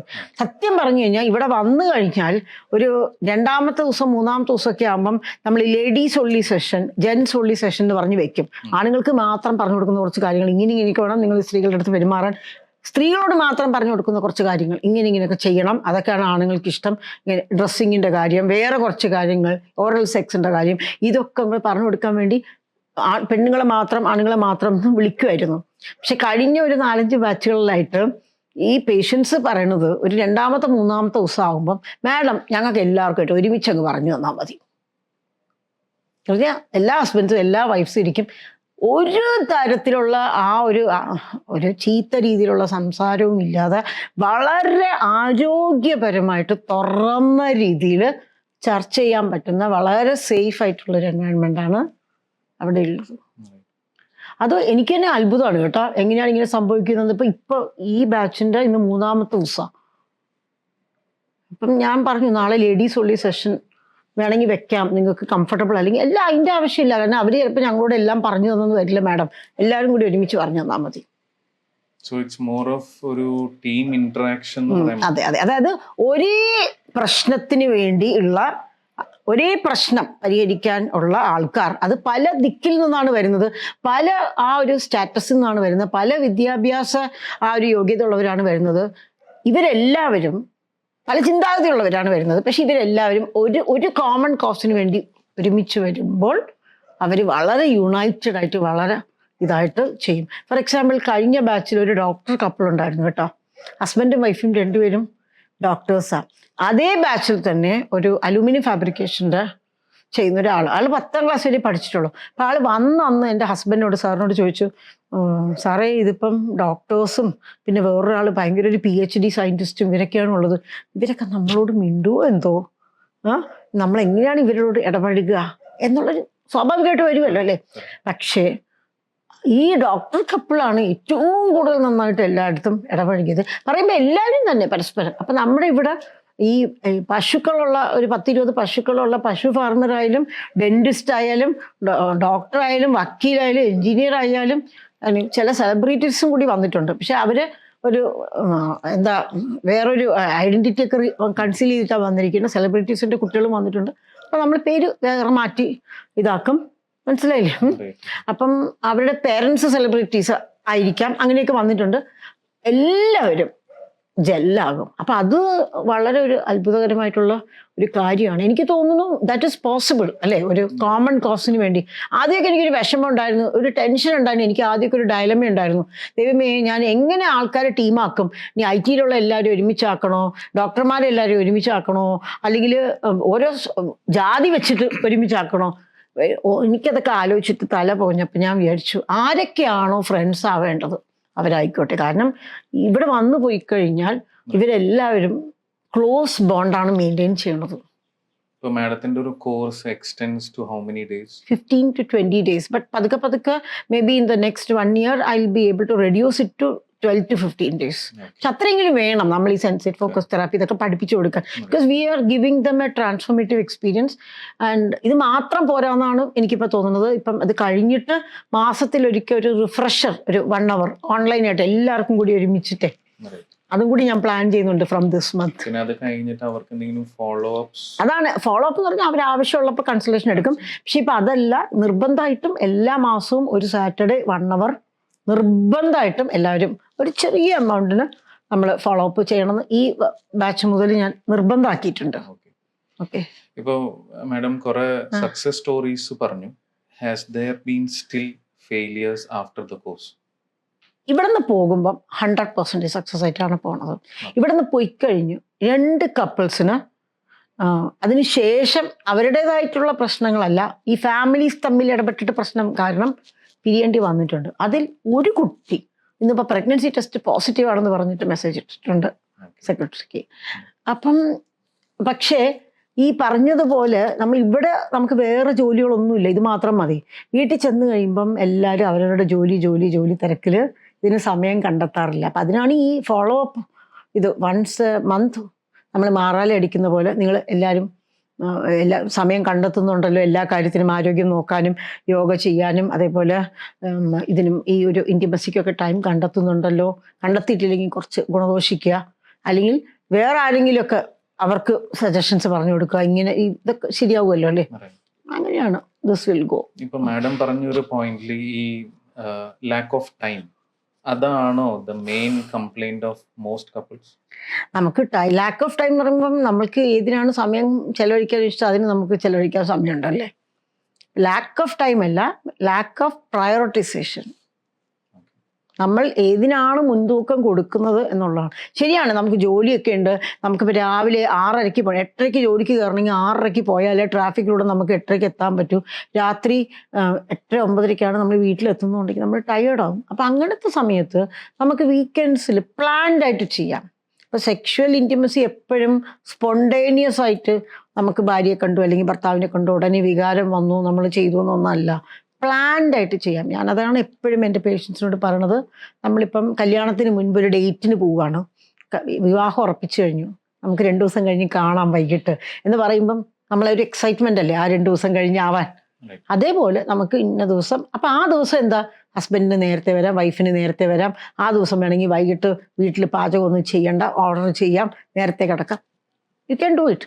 ഈ ഒരു കാര്യത്തിന് വേണ്ടി നമ്മൾ മുതിരുന്ന സമയത്ത് ഫോൺ ശല്യപ്പെടുത്താതിരിക്കാൻ 1 മണിക്കൂർ ഫോൺ ഓഫ് ചെയ്ത് വെച്ചാൽ എന്താ പ്രശ്നം? രോഗം ഇടിഞ്ഞു വിടാനൊന്നും പോകുന്നില്ല അല്ലേ? പ്ലാൻഡ്, നമ്മുടെ ഇന്നത്തെ കാലത്ത് പ്ലാൻഡ് സെക്സ് ആണ് പലപ്പോഴും പറ്റുക. ഇനിയിപ്പം എപ്പോഴെങ്കിലുമൊക്കെ നമ്മളൊരു ഹോളിഡേക്കൊക്കെ പോവുകയാണ്, നമുക്ക് സമയം ഉണ്ടെങ്കിൽ സ്പോണ്ടേനിയസ് ഇത് വരും. പിന്നെ വേറൊരു കാര്യം എന്ന് വെച്ചാൽ സമയം, രാത്രി പലപ്പോഴും പലരും ടയേർഡാണ്. അപ്പം early morning is the best time. ഇപ്പോൾ ഒരു 6 മണിക്കൊരാൾ എണീക്കണം, അലാറം വെക്കണം എന്നുണ്ടെങ്കിൽ 4 മണിക്കൊരു അലാറം വെക്കാം, 6 മണിക്കൊരു അലാറം വെക്കാം. 4 മണിക്കൊരു അലാറം വെക്കുമ്പം അപ്പോഴത്തേക്ക് നമുക്ക് ഉറക്കം കിട്ടി ക്ഷീണം മാറിക്കാണും. ഒന്ന് വാകഴുകി ഫ്രഷായിട്ട് ഇതൊക്കെ ഒരു ഈ ആക്ടിവിറ്റിയിലൊക്കെ ഏർപ്പെട്ട് പിന്നെ കിട്ടുന്ന ഒരു ഉറക്കമുണ്ടല്ലോ, ആ ഒരു ഇജാക്കുലേഷൻ ആയിക്കഴിഞ്ഞാൽ അല്ലെങ്കിൽ ഓർഗാസം ആയിക്കഴിഞ്ഞാൽ കിട്ടുന്ന കുറേ പദാർത്ഥങ്ങൾ നമ്മുടെ ശരീരത്തിൽ റിലീസ് ചെയ്യും. Oxytocin, dopamine, so many things. അതൊക്കെ ആ ഡേ മുഴുവൻ നമ്മുടെ മൂഡ് നന്നായിട്ട് നിലനിർത്താൻ സഹായിക്കും. മാത്രമല്ല നമുക്ക് അവിടെ വേദന ഇവിടെ വേദന ഇതെല്ലാം കുറയ്ക്കുന്ന എൻഡോർഫിൻസ്, നാച്ചുറലായിട്ടുള്ള വേദന സംഹാരികൾ, അതൊക്കെയും നമ്മുടെ ദിവസം മുഴുവൻ ഇതാക്കും. അതുകൂടാതെ രാവിലെയാണ് നമ്മുടെ ശരീരത്തിൽ ടെസ്റ്റോസ്റ്ററോൺ ഹോർമോൺ കൂടുതലായിട്ടുള്ളത്. അപ്പോൾ എറക്ഷനും കുറച്ചുകൂടി, ഓഫ്കോഴ്സ് രാവിലെ ഒരു 9 മണിക്കാണ് പീക്കായിട്ട് ടെസ്റ്റോസ്റ്ററോൺ വരുന്നത്. 9 മണിക്ക് ആർക്കാൻ പറ്റുമോ അല്ലേ, എല്ലാം ജോലിക്ക് പോകണ്ടേ. പക്ഷെ അറ്റ്ലീസ്റ്റ് രാവിലെ ആണ് best time, better time. Madam, ഇതൊരു പേഴ്സണലൈസ്ഡ് ഇഷ്യൂ ആവുമ്പോൾ, ലോട്ട് ഓഫ് സൊസൈറ്റൽ പ്രഷേഴ്സ് വരുമ്പോൾ ഒരു പേഷ്യന്റിന് ഏത് ഡോക്ടറുടെ അടുത്തോ അല്ലെങ്കിൽ ഏതൊരാളുടെ അടുത്ത് പോകണം എന്നുള്ളൊരു വലിയൊരു കൺഫ്യൂഷൻ എല്ലാം മെയിലായാലും ഫീമെയിലായിട്ടുണ്ട്. ചിലർക്ക് തോന്നും ഞാനൊരു സൈക്യാട്രിസ്റ്റിനാണോ പോയി കാണേണ്ടത്, ആണുങ്ങൾക്ക് ചിലപ്പോൾ ഞാനൊരു യൂറോളജിസ്റ്റിനെയാണോ കാണേണ്ടത്, or should I see a gynaecology. There are multiple varied options. എല്ലാവർക്കും മെഡിസിൻസ് ആയിരിക്കും ഈ ഒരു ബ്രാഞ്ചസ് തരാം. ബട്ട് ഇപ്പോൾ മാഡമായിട്ട് ഇൻട്രാക്ട് ചെയ്തപ്പോൾ you have a different approach. So ആരാണ്, who is the right person ഒരു പേഷ്യൻ്റ് പോകേണ്ടത്? സെക്ഷൽ ഇഷ്യൂസ് ഹാൻഡിൽ ചെയ്യാൻ പറ്റുന്ന ഒരു ഡോക്ടർ, ആ ഡോക്ടർ MBBS ഡോക്ടറായാലും സാരമില്ല, അവരുടെ അടുത്തേക്കും പോകാം. എന്നാൽ എപ്പോഴും ഒരു ഗൈനക്കോളജിസ്റ്റിന് സെക്ഷൽ ഹെൽത്ത് ഇഷ്യൂസ് അഡ്രസ്സ് ചെയ്യാൻ സമയം കിട്ടുക പോലും ഇല്ല. ഇനി ചെയ്താൽ തന്നെ അവർ പറയുക ഒരു ഹൈമനെക്ടമി എന്തെങ്കിലും ചെയ്യാം വജാനിസ്മസിന് എന്ന് പറഞ്ഞിട്ട്, അല്ലെങ്കിൽ ഒരു ലൂബ്രിക്കൻ ജെല്ല് കൊടുക്കും, അല്ലെങ്കിൽ എന്താ ഇതെല്ലാവരും ചെയ്യുന്നതല്ലേ, ഒന്ന് ട്രൈ ചെയ്ത് നോക്കൂ, ചെയ്യാൻ പറ്റുന്നേ ഉള്ളൂ എന്ന് പറയും. യൂറോളജിസ്റ്റിൻ്റെ അടുത്ത് പോയാൽ കുറേ ടെസ്റ്റുകൾ ചെയ്യും. ഇറക്ഷന് വല്ല പ്രശ്നം ഉണ്ടെങ്കിൽ ഇറക്ഷൻ്റെ അത് ശരിയാക്കാൻ മരുന്ന് കൊടുക്കും. സൈക്യാട്രിസ്റ്റിൻ്റെ അടുത്ത് പോയാൽ അവരും മരുന്ന് കൊടുക്കും. ഇനി ആങ്സൈറ്റി ഡിപ്രഷനൊക്കെ ഉണ്ടെങ്കിൽ അത് കുറയ്ക്കാനുള്ള മരുന്ന് കൊടുക്കും. ഹോളിസ്റ്റിക് അപ്രോച്ചാണ് വേണ്ടത്. അപ്പോൾ ഹോളിസ്റ്റിക് അപ്രോച്ച് എന്ന് പറയുമ്പോൾ സമഗ്രമായ ഒരു അപ്രോച്ച്, അത് സെക്ഷൽ മെഡിസിൻ പ്രാക്ടീസ് ചെയ്യുന്ന എല്ലാ ഡോക്ടേഴ്സും നൽകുന്നുമില്ല. മനസ്സിലായില്ലേ? അപ്പം ശരിക്കും പറഞ്ഞാൽ ഒരു പേഷ്യൻ്റ് പോകേണ്ടത്, ഒരു ദമ്പതികൾ പോകേണ്ടത്, അല്ലെങ്കിൽ ഏതെങ്കിലും ഒരു പുരുഷനാണെങ്കിലും ഒരു സ്ത്രീ ആണെങ്കിലും എന്തെങ്കിലും ഒരു സെക്ഷൽ ഹെൽത്ത് ഇഷ്യൂ ഉണ്ടെങ്കിൽ അവർ പോകേണ്ടത് അങ്ങനത്തെ ഇഷ്യൂ കൈകാര്യം ചെയ്യാൻ പറ്റുന്ന ഒരു ഡോക്ടറുടെ അടുത്താണ്. നിർഭാഗ്യവശാൽ നമ്മുടെ നാട്ടിൽ നമുക്ക് ഒരു MD മെഡിസിൻ അല്ലെങ്കിൽ MD ഡെർമറ്റോളജി അല്ലെങ്കിൽ ഇങ്ങനെ MD general surgeon, MS general surgeon surgery എന്ന് പറഞ്ഞ് അങ്ങനത്തെ ഒരു വിഭാഗം പ്രത്യേകമായിട്ടില്ല. പക്ഷെ ഈ ഒരു ഭാഗം ഇപ്പോൾ മാഡം ഇത് ചെയ്യേണ്ട എവ്രിവൺ നോസ്. ഇപ്പോൾ ഒരാൾ ഗൂഗിളിൽ സെർച്ച് ചെയ്യുന്നു, ഇങ്ങനെ വേറൊരാൾ അവരുടെ വീടിൻ്റെ അടുത്തുണ്ട്, അതൊരു ക്വാക്കാണോ അതോ ഒരു ജെന്യുവൻ ആയ ഒരു practitioner? How can we differentiate? വളരെ ബുദ്ധിമുട്ടാണ്. അപ്പം ക്വാക്സ് കൂടാതിരിക്കാൻ നമ്മൾ മോഡേൺ മെഡിസിൻ പ്രാക്ടീഷണേഴ്സ്, അതായത് നമ്മൾ MBBS കഴിഞ്ഞിട്ട് ഒന്നുകിൽ PG എടുത്തവർ, അതല്ലെങ്കിൽ MBBS കഴിഞ്ഞ് ഇതിലേക്ക് പോകുന്നവർ, ഈ മോഡേൺ മെഡിസിൻ പ്രാക്ടീഷണേഴ്സ് കൂടുതൽ ഈ ഒരു സെക്ഷൽ മെഡിസിൻ അത് എടുത്ത് ആ ഒരു സെക്ഷൽ ഹെൽത്ത് കൺസൾട്ടൻ്റായിട്ട് ജോലി ചെയ്യാൻ തുടങ്ങി, അതിന് വേണ്ട ആ ഒരു അറിവുകളെല്ലാം നേടി അത് ജോലി ചെയ്യാൻ തുടങ്ങി കഴിഞ്ഞാലേ വാക്സിൻ്റെ എണ്ണം കുറയാൻ തുടങ്ങുള്ളൂ. അതല്ലാത്തിടത്തോളം കാലം ഈ ഒരു പ്രശ്നം ഇത്രത്തോളം ഉള്ളത് കാരണം ആരെങ്കിലും ഒരാളുടെ അടുത്ത് പോകണ്ടേ ഇവർക്ക്. അപ്പം നമ്മളില്ലെങ്കിൽ നല്ലതില്ല അതിൻ്റെ അടുത്ത് പോകും. ഇപ്പം നമ്മളിപ്പം നട്ട്സ് കഴിക്കണം, സീഡ്സ് കഴിക്കണം, ഫ്രൂട്ട്സ് കഴിക്കണം, വെജിറ്റബിൾസ് കഴിക്കണം, ഇതൊക്കെയാണ് ആരോഗ്യപരം എന്ന് പറയുന്നു. ഇതൊന്നും വീട്ടിലില്ല. തൊട്ടടുത്ത് ബേക്കറി ഉണ്ട്, അവിടെ പഫ്സ് ഉണ്ട്, ജിലേബി ഉണ്ട്, ഹലുവയുണ്ട്. അപ്പം നമ്മൾ എന്ത് ചെയ്യും? ഇതില്ലെങ്കിൽ അങ്ങോട്ട് പോകും ഇല്ലേ? സ്വാഭാവികം. അപ്പം നമ്മൾ സെക്ഷൽ മെഡിസിൻ പ്രാക്ടീസ് ചെയ്യുന്നവരുടെ പോകണം. നിർഭാഗ്യവശാൽ എന്താണെന്ന് വെച്ചാൽ സെക്ഷൽ മെഡിസിൻ നമ്മൾ പ്രാക്ടീസ് ചെയ്യുമ്പം അത് പൈസ ഒരുപാട് കിട്ടുന്ന ഒരു ഫീൽഡല്ല. ഞാനിപ്പോൾ ഈ ചെയ്യുന്ന ഒരു ഇൻപേഷ്യൻ്റ് തെറാപ്പി ഉണ്ടല്ലോ, അത് പിന്നെ കുഴപ്പമില്ല കേട്ടോ. അതല്ലാതെ നമ്മൾ ചുമ്മാ OP നോക്കിക്കൊണ്ട് നമ്മൾ 1 മണിക്കൂർ ഇങ്ങനെ വായിട്ടടച്ച് കൗൺസിലിംഗ് ചെയ്ത് ഇതൊക്കെ ചെയ്തുകൊണ്ട് മാത്രം നമുക്ക് പ്രത്യേകിച്ച് ഗുണമൊന്നും കിട്ടില്ല. അപ്പം സെക്ഷൽ മെഡിസിനിലേക്ക് വരണം എന്നുണ്ടെങ്കിൽ നമുക്ക് ക്ഷമ വേണം, ആൾക്കാരെ കേൾക്കാൻ ഉള്ള മനസ്സ് വേണം, അവര് കുറ്റം പറയാതെ അവരെ മുൻവിധിയോടെ കാണാതെ ഇരിക്കാനുള്ള ആ ഒരു ഇത് വേണം. അങ്ങനെ ഉണ്ടെങ്കിൽ മാത്രമേ, അതുമല്ല അവരുടെ ആ ഒരു സൈക്കോളജിക്കൽ ആസ്പെക്ട്സ് മനസ്സിലാക്കാനുള്ള ഒരു കഴിവ് വേണം. അങ്ങനെയാണെങ്കിൽ നമുക്ക് വിജയകരമായിട്ട് പ്രാക്ടീസ് ചെയ്യാൻ പറ്റും. അപ്പോൾ പേഷ്യൻസ് പലപ്പോഴും ഇതൊന്നും അല്ലാതെ ഗൈനക്കോളജിസ്റ്റിൻ്റെ അടുത്തും യൂറോളജിസ്റ്റിൻ്റെ അടുത്തും സൈക്കാട്രിസ്റ്റിൻ്റെ അടുത്തും ഒക്കെ ഡോക്ടർ പറഞ്ഞ പോലെ പോകുന്നു. അപ്പോൾ അവസാനം കുറേ കഴിഞ്ഞിട്ടാണ് അവർ ഇങ്ങനെ തപ്പിപ്പിടിച്ച് എവിടെയെങ്കിലും എത്തുന്നത്. മാഡത്തിന് തോന്നുന്നത് ഇതിൽ ഞങ്ങളുടെ MBBS കരിക്കുലത്തിൽ ഇങ്ങനെ ഒരു സബ്ജക്റ്റോ അല്ലെങ്കിൽ ഒരു ഡിഗ്രി ആയി വന്നാൽ ആൾക്കാർക്ക് ഇത് കുറച്ചുകൂടി ബെറ്റർ ആയിരിക്കും? ഈ MBBS കരിക്കുലത്തിൽ നമ്മുടെ ഇപ്പോൾ ഈ ഒഫ്താൽമോളജി, ഓർത്തോപെഡിക്സ്, ENT, സ്കിൻ, ഇതൊക്കെ ഒരു 2 ആഴ്ച ഉണ്ടല്ലോ നമുക്കൊരു ഓറിയന്റേഷൻ പ്രോഗ്രാം. അത് എന്തിനാ തരുന്നത്? കാരണം നമ്മൾക്കതിൽ ഒരു ഇഷ്ടം വരുന്നുണ്ടോ എന്ന് നമ്മൾക്ക് മനസ്സിലാക്കിയാൽ അത് കഴിഞ്ഞ് നമ്മൾ PGക്ക് പോകുമ്പോൾ ഓക്കെ, എനിക്ക് ആ സമയത്ത് അത് ഇഷ്ടമായി, ഞാനതിന് പോകാം എന്ന് നമുക്കൊരു ചിന്ത വരും. അതേപോലെ സെക്ഷൽ മെഡിസിന് ഒരു 2 ആഴ്ച അത്ര MBBS ടൈമിൽ പറ്റും. ഇനി 10 years ഡൗൺ ദ ലൈൻ, ഒരു 10 വർഷം കഴിഞ്ഞാൽ എനിക്ക് തോന്നുന്നു ഒരു നമുക്ക് സെക്ഷൽ മെഡിസിനും ഒരു MD അതൊക്കെ ഉണ്ടാകാനുള്ള സാധ്യതയുണ്ട്. കാരണം അത് തന്നെ ഒരു വലിയ ബ്രാഞ്ചാകാനുള്ള ഒരു സ്കോപ്പ് ഉണ്ട്.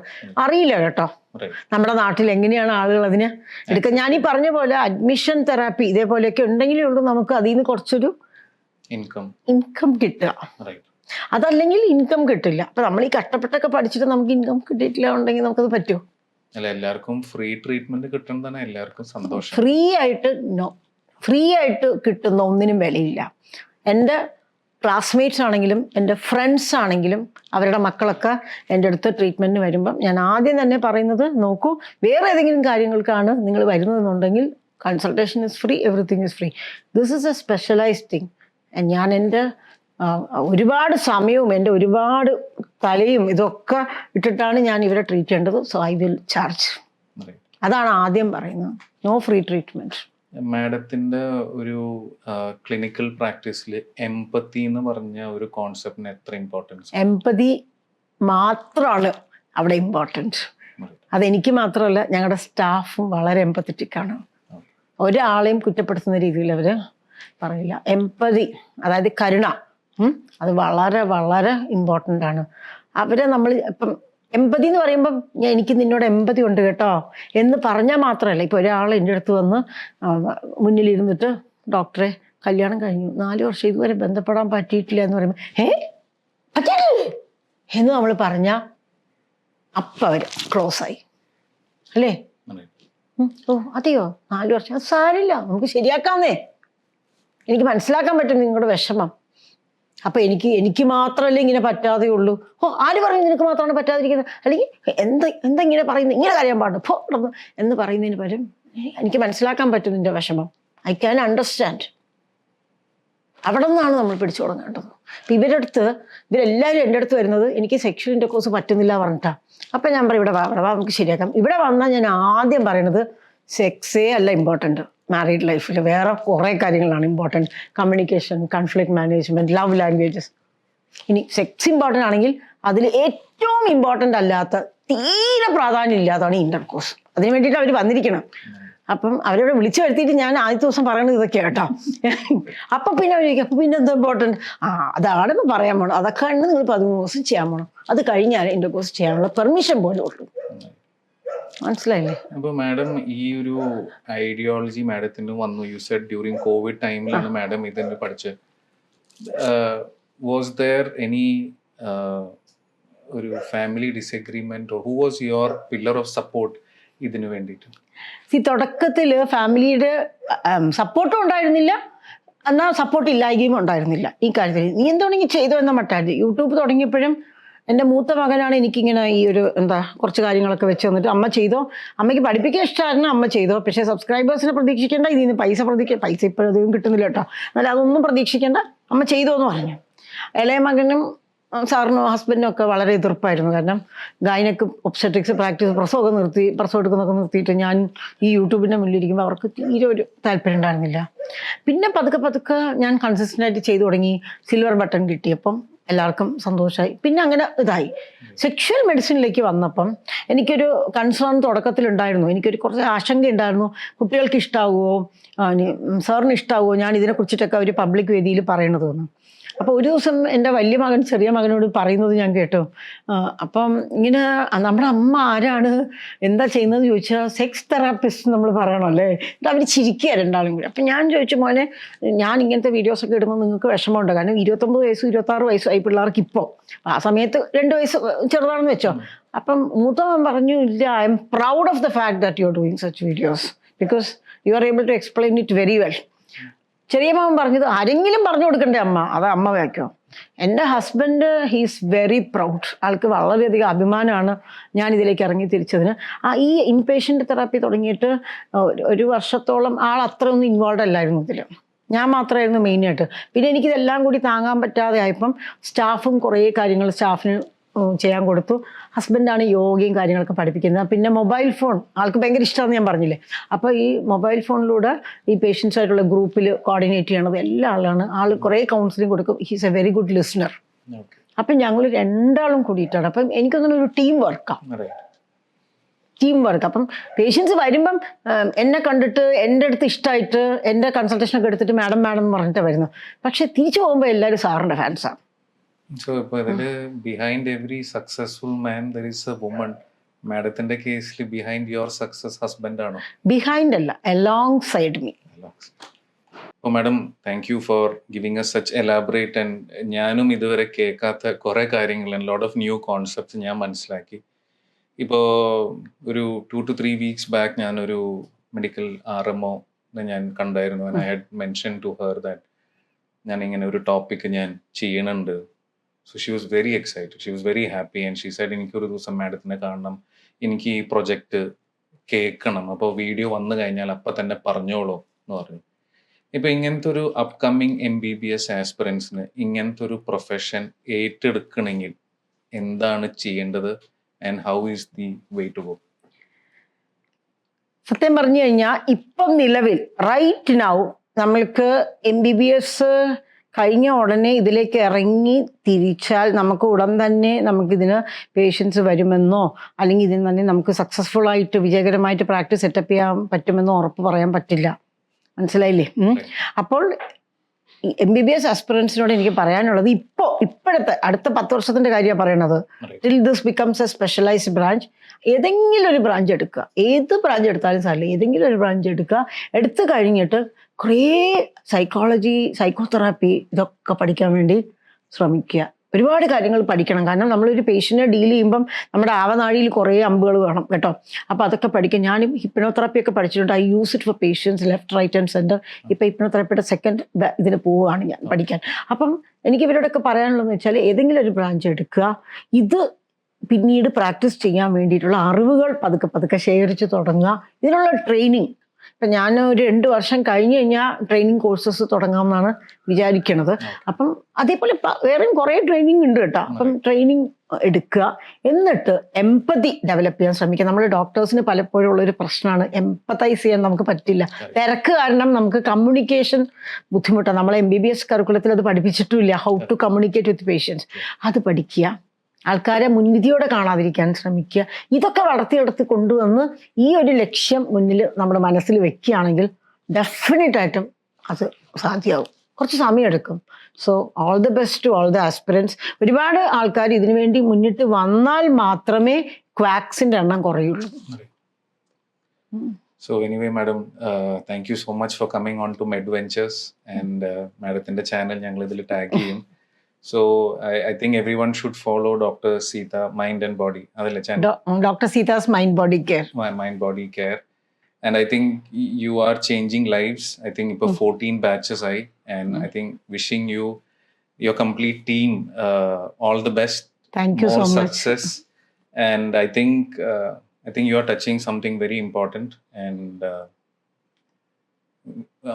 best regards to your husband, to your family, and to your complete team. Thank you for coming. Thank you. Okay.